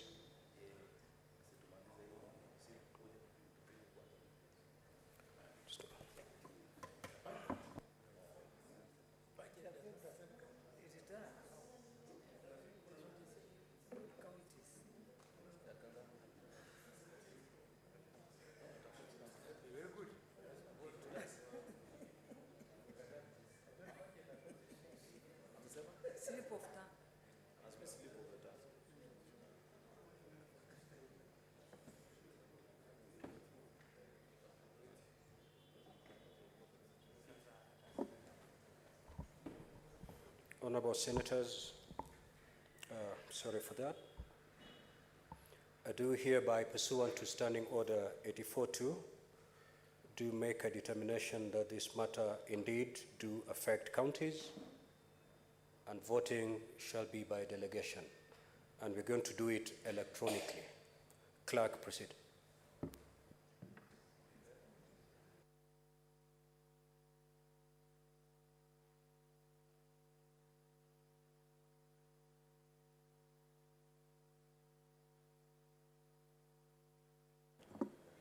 Sergeant at Arms, kindly ring the bell for 3 minutes.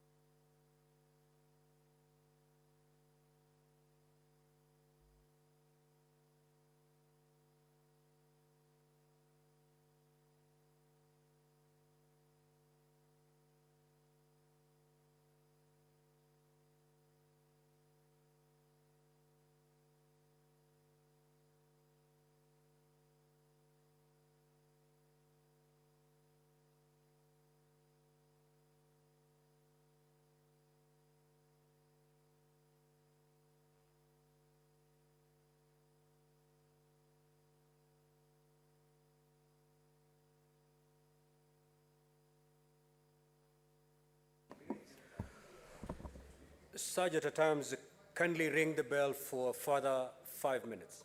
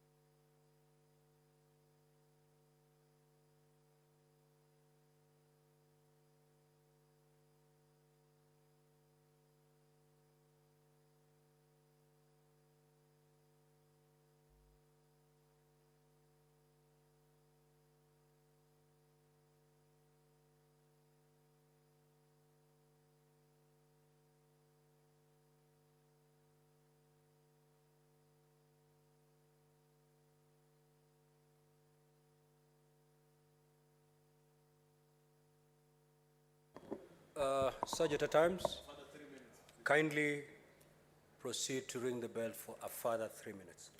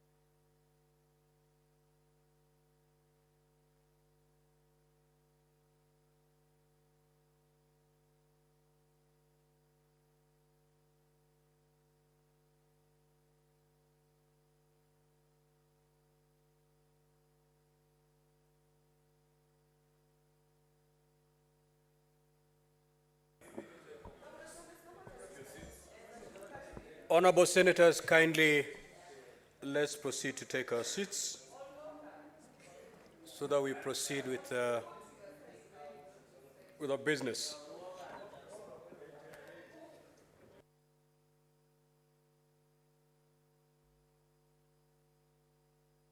Honorable Senators, can we take our seats and maintain some silence so we consult in Lawton, please?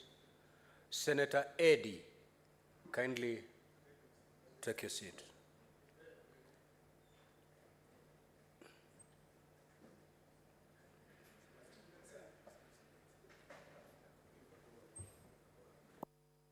What is your point of order, Senator Roba?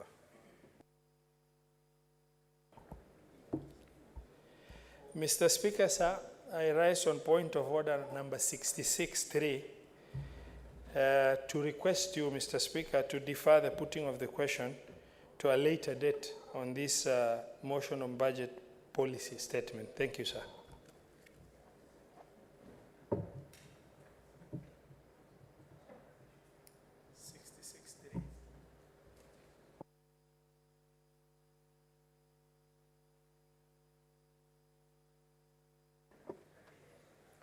Honorable Senators, for clarity, allow me to just read the standing order that has been quoted by the Chairperson of Budget and Finance. 1,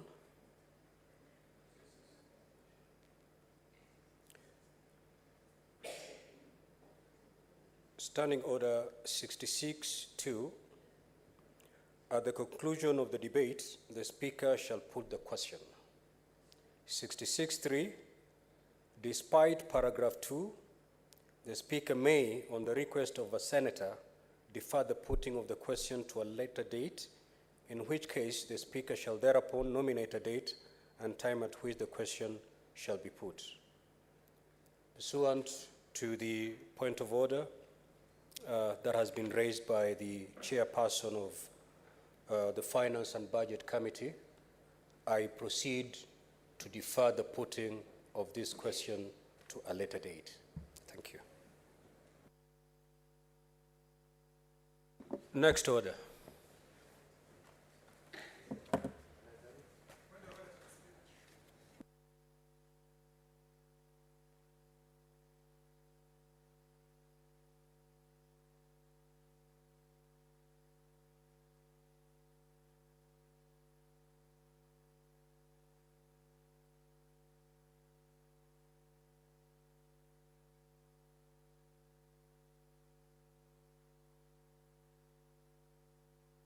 Point of order, Senator Kenyua. Speaker, my understanding of the standing order and the reading, it indicated that you have to specify the day.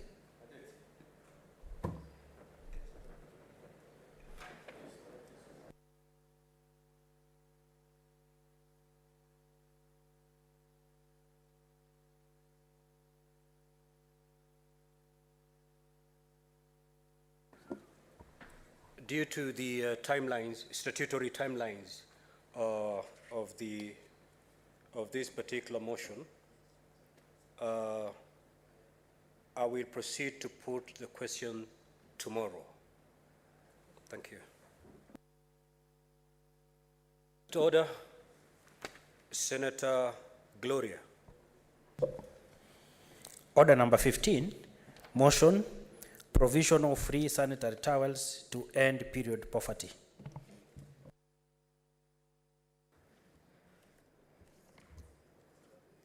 Mr. Speaker, I rise to move the motion of provision of free sanitary towels to end period poverty.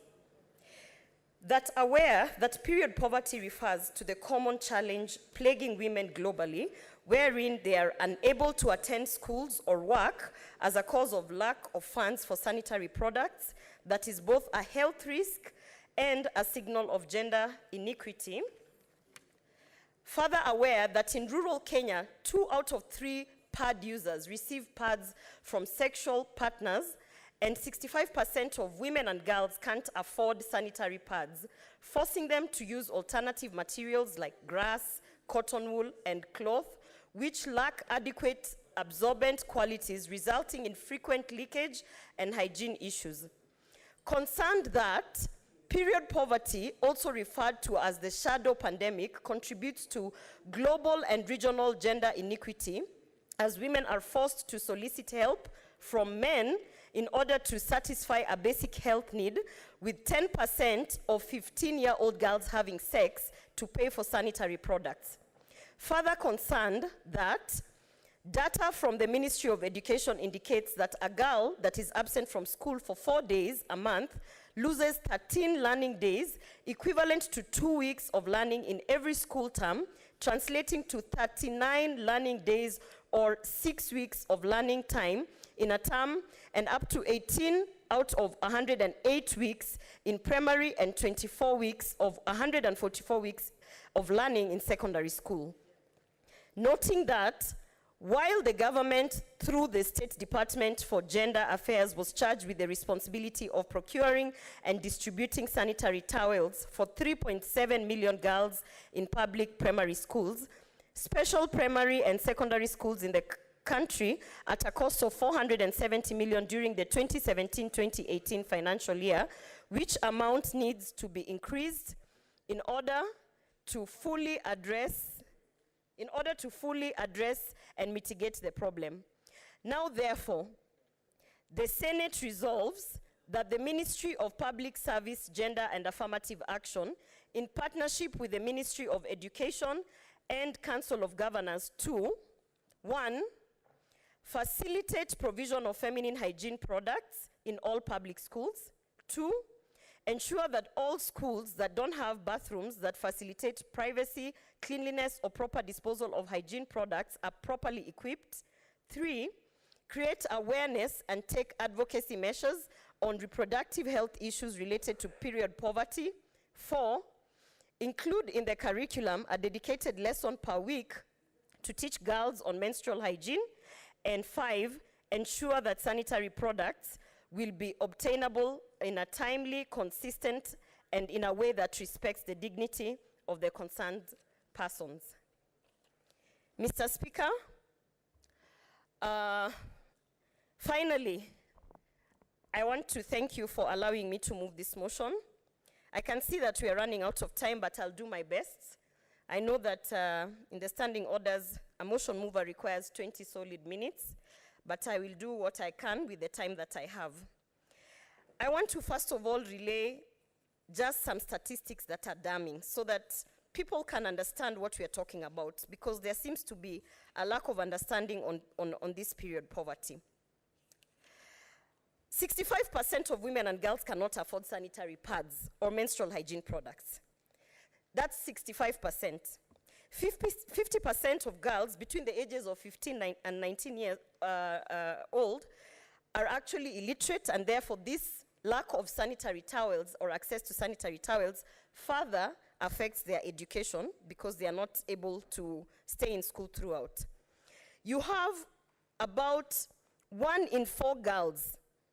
1 in 4 girls are married off as child brides as a way of mitigating the issue of period poverty. So for those who actually claim that they have so many daughters, I want them to imagine, members of this house, that 1 out of their 4 daughters is married off because of this period poverty. 10% of the girls are starting menstruation as early as 11 years old. That means previously we used to have menstruation starting at a later date, but now we have 10% of our girls starting menstruation at 11 years old. And finally, the damning statistics that's there is that 54% of the 10% of the girls who start their menstruation early actually do not make it academically, because due to the period poverty, they stay out of school and they miss a lot of days in school. Mr. Speaker, about a week ago when I had my incident here, and I was actually asked to leave the house, I want to state that this is not an issue that is only affecting women in the Senate. We have girls who stain themselves actually in school, and because of that, they're asked to go home and change. So they end up missing a whole day from the academic work because maybe someone is embarrassed on their behalf. So the two things that I want to highlight while I move this motion, Mr. Speaker, is that one, there is something called period shaming. It is the culture that we've inculcated, the culture that we have with many senators, even in the House, thinking that menstruation is something that should not be talked about, is something that should be kept private, is something that we should actually not seek pride and celebrate for having been given the powers to bring forth life. But menstruation is apparently something that is shameful, something that is, I heard in this House, a disgrace, something that is disrespectful. And it is because of that, that the period shaming, the culture of period shaming in this country has actually been pushed. Mr. Speaker, the fact of the matter is that period poverty actually occurs because of the poverty levels. We have issues around the current provision that is the Amendment Act in the Education Act. I have heard certain individuals saying that there's nothing new we are trying to legislate. But Mr. Speaker, I want to challenge legislators, I want to challenge lawyers to go and read the Amendment Act that was actually slid into the Education Act. And I want to ask them 3 questions. What is the frequency of the provision of these sanitary towels? Number 1. What is the minimum budget allocations of these sanitary towels? Number 2. Number 3, who stipulates which schools actually get prioritized more than the other in terms of that piece of legislation? And number 3, when it comes to procurement, Mr. Speaker, I want to challenge the legislators and the lawyers out there. Can somebody tell me, as much as we are following the Procurement Act of 2015 on getting these free sanitary towels, is it really pushing the local manufacturing industry? We have local manufacturers of sanitary towels who have closed.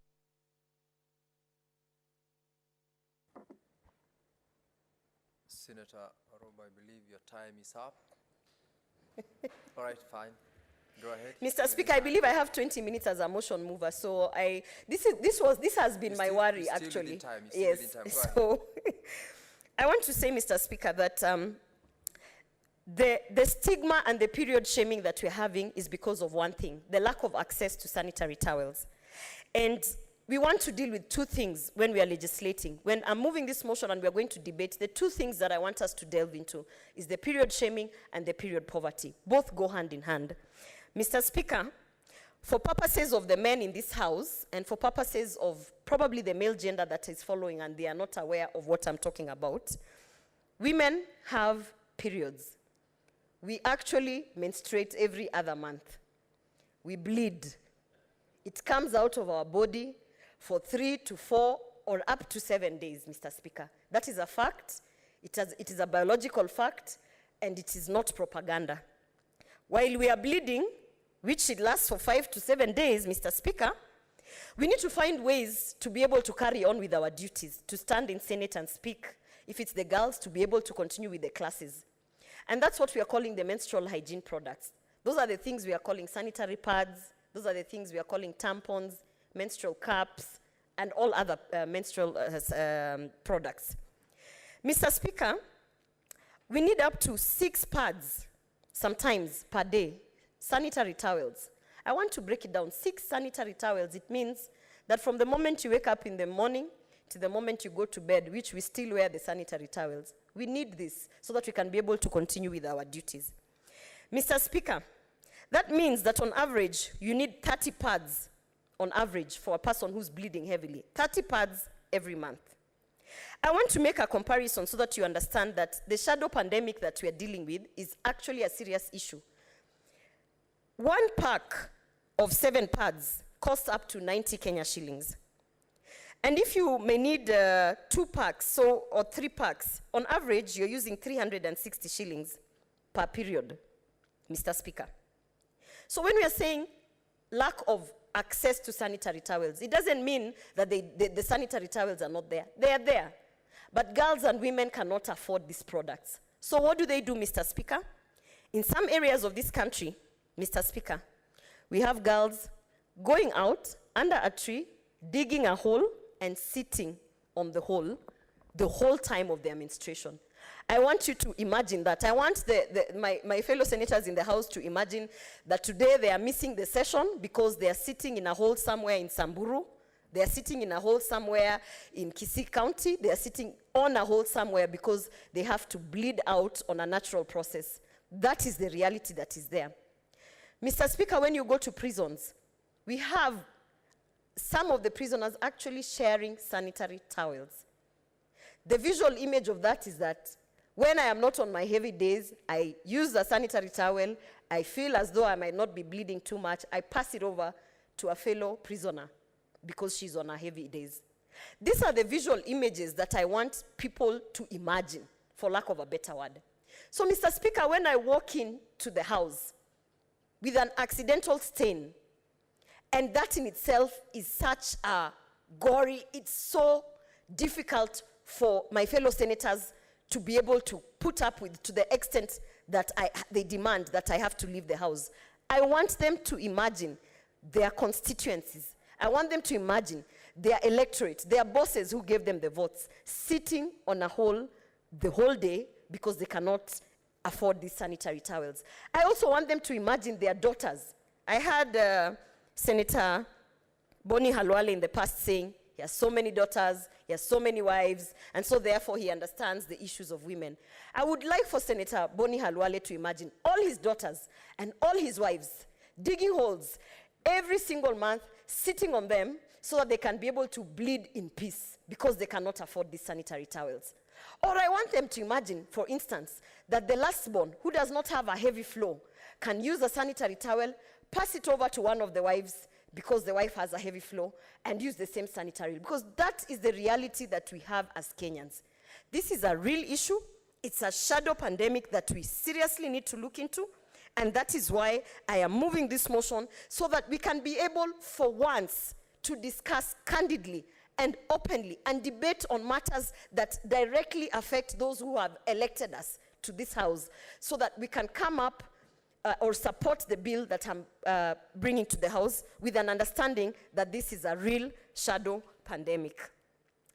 Mr. Speaker, on the issue of access to menstrual products, I am pushing, and it is actually my prayer through the bill that I'm proposing, that we have sanitary pads, free sanitary pads given to all public schools, both primary school and secondary school. Mr. Speaker, that is not the reality that we have right now.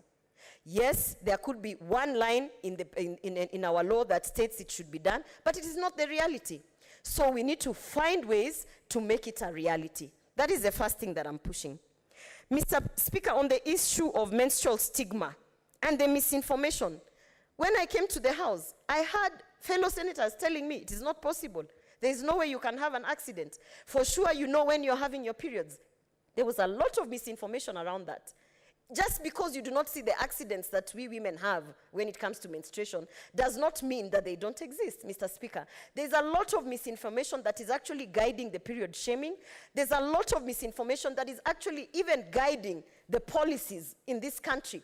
And the problem that we have had, Mr. Speaker, is that those who are drafting the policies and the laws actually do not understand what it means to bleed continuously without dying for 7 days and having to manage that. And Mr. Speaker, so therefore, in my submissions, I want us to consider that period shaming is a real thing. We had a girl who actually committed suicide because she stained her dress, and the teacher made some comments that actually, you know, devastated her, made her feel so ashamed that she took her own life, Mr. Speaker. So you can imagine the kind of ridicule that I had when I came to the floor of the House, the kind of ridicule that I had when someone stood and said that, Mr. Speaker, this House is a house of dignity, and so therefore I am not befitting at that moment to be in this House because I am on my period. Mr. Speaker, these are the kind of things that our girls are actually going through down in the grassroots. The only difference, Mr. Speaker, is that they probably don't have the platform that I do have to speak out against certain things. The only difference, Mr. Speaker, is perhaps being a Kisii, from Kisii County, and having been brought up by a single father, I probably have developed a thick skin. But Mr. Speaker, it should not be the case. It should not be the case that our girls are being shamed for actually going through a natural process. So the issue on period shaming is a matter that should be taken into account when putting together this policy. There should be repercussions to teachers, to people of authority who actually castigate girls for going through their period, who make funny comments. That is something that we can legislate. If we are able to legislate sexual harassment, sincerely speaking, we can legislate period shaming. Mr. Speaker, I know that I'm running out of time, but I want to tell my fellow senators, those who probably do not support this motion or do not support this bill, I want to tell them, it is a fact, Mr. Speaker. Of all the women senators that are in this house, they all bleed. All of them. They have their periods every month, some even more than 7 days, some heavier than I do, some lighter than I do. They all bleed. It is nothing to be ashamed of. And the first thing is to talk about it, Mr. Speaker, accept it, because we as legislators, if we are the ones castigating people for having periods, Mr. Speaker, then we are never going to deal with the issue of period shaming, and we are never going to deal with the issue of period poverty. They go hand in hand. If I cannot access sanitary towels, I am forced to use other material. That other material is actually probably going to cause a leak. The leak is going to cause the shame. The shame is going to cause all sorts of other things, including trading my body for sex work so that I can buy those sanitary towels. In the end, Mr. Speaker, we are dealing with teenage pregnancies because of lack of sanitary towels. We are dealing in the end with issues of HIV prevalence within our teenage girls, Mr. Speaker. In the end, we are actually also dealing with a multitude of effects, a domino effect on our society, including early marriages, Mr. Speaker. So the first point is that we must deal with the period shaming, we must deal with the period poverty, and I urge this House, when my bill comes on provision of free sanitary towels, I urge the House, whether they are so uncomfortable with the idea that all women bleed, kindly, I want you to picture your wife, your daughter, your sister being unable to manage their periods because they cannot receive the sanitary towels, and then imagine that you have to deal with it. We are here to legislate, Mr. Speaker, and legislation begins by the understanding of what we are dealing with. Let me complete by saying, Mr. Speaker, periods are normal. Anyone who wants to shame me for bleeding is completely out of order.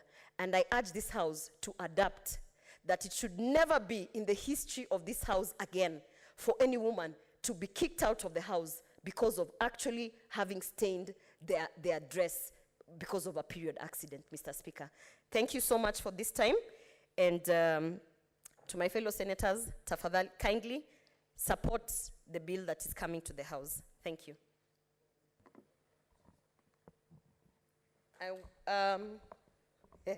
I would call Senator Aruba. Yeah. Honorable Senators, it's already 6:30. The secondment to this motion will be done in our next sitting. Honorable Senators, it's now 6:30 p.m. Time to adjourn the House. The Senate therefore stands adjourned until tomorrow, Wednesday, 1st of March, 2023 at 2:30 p.m.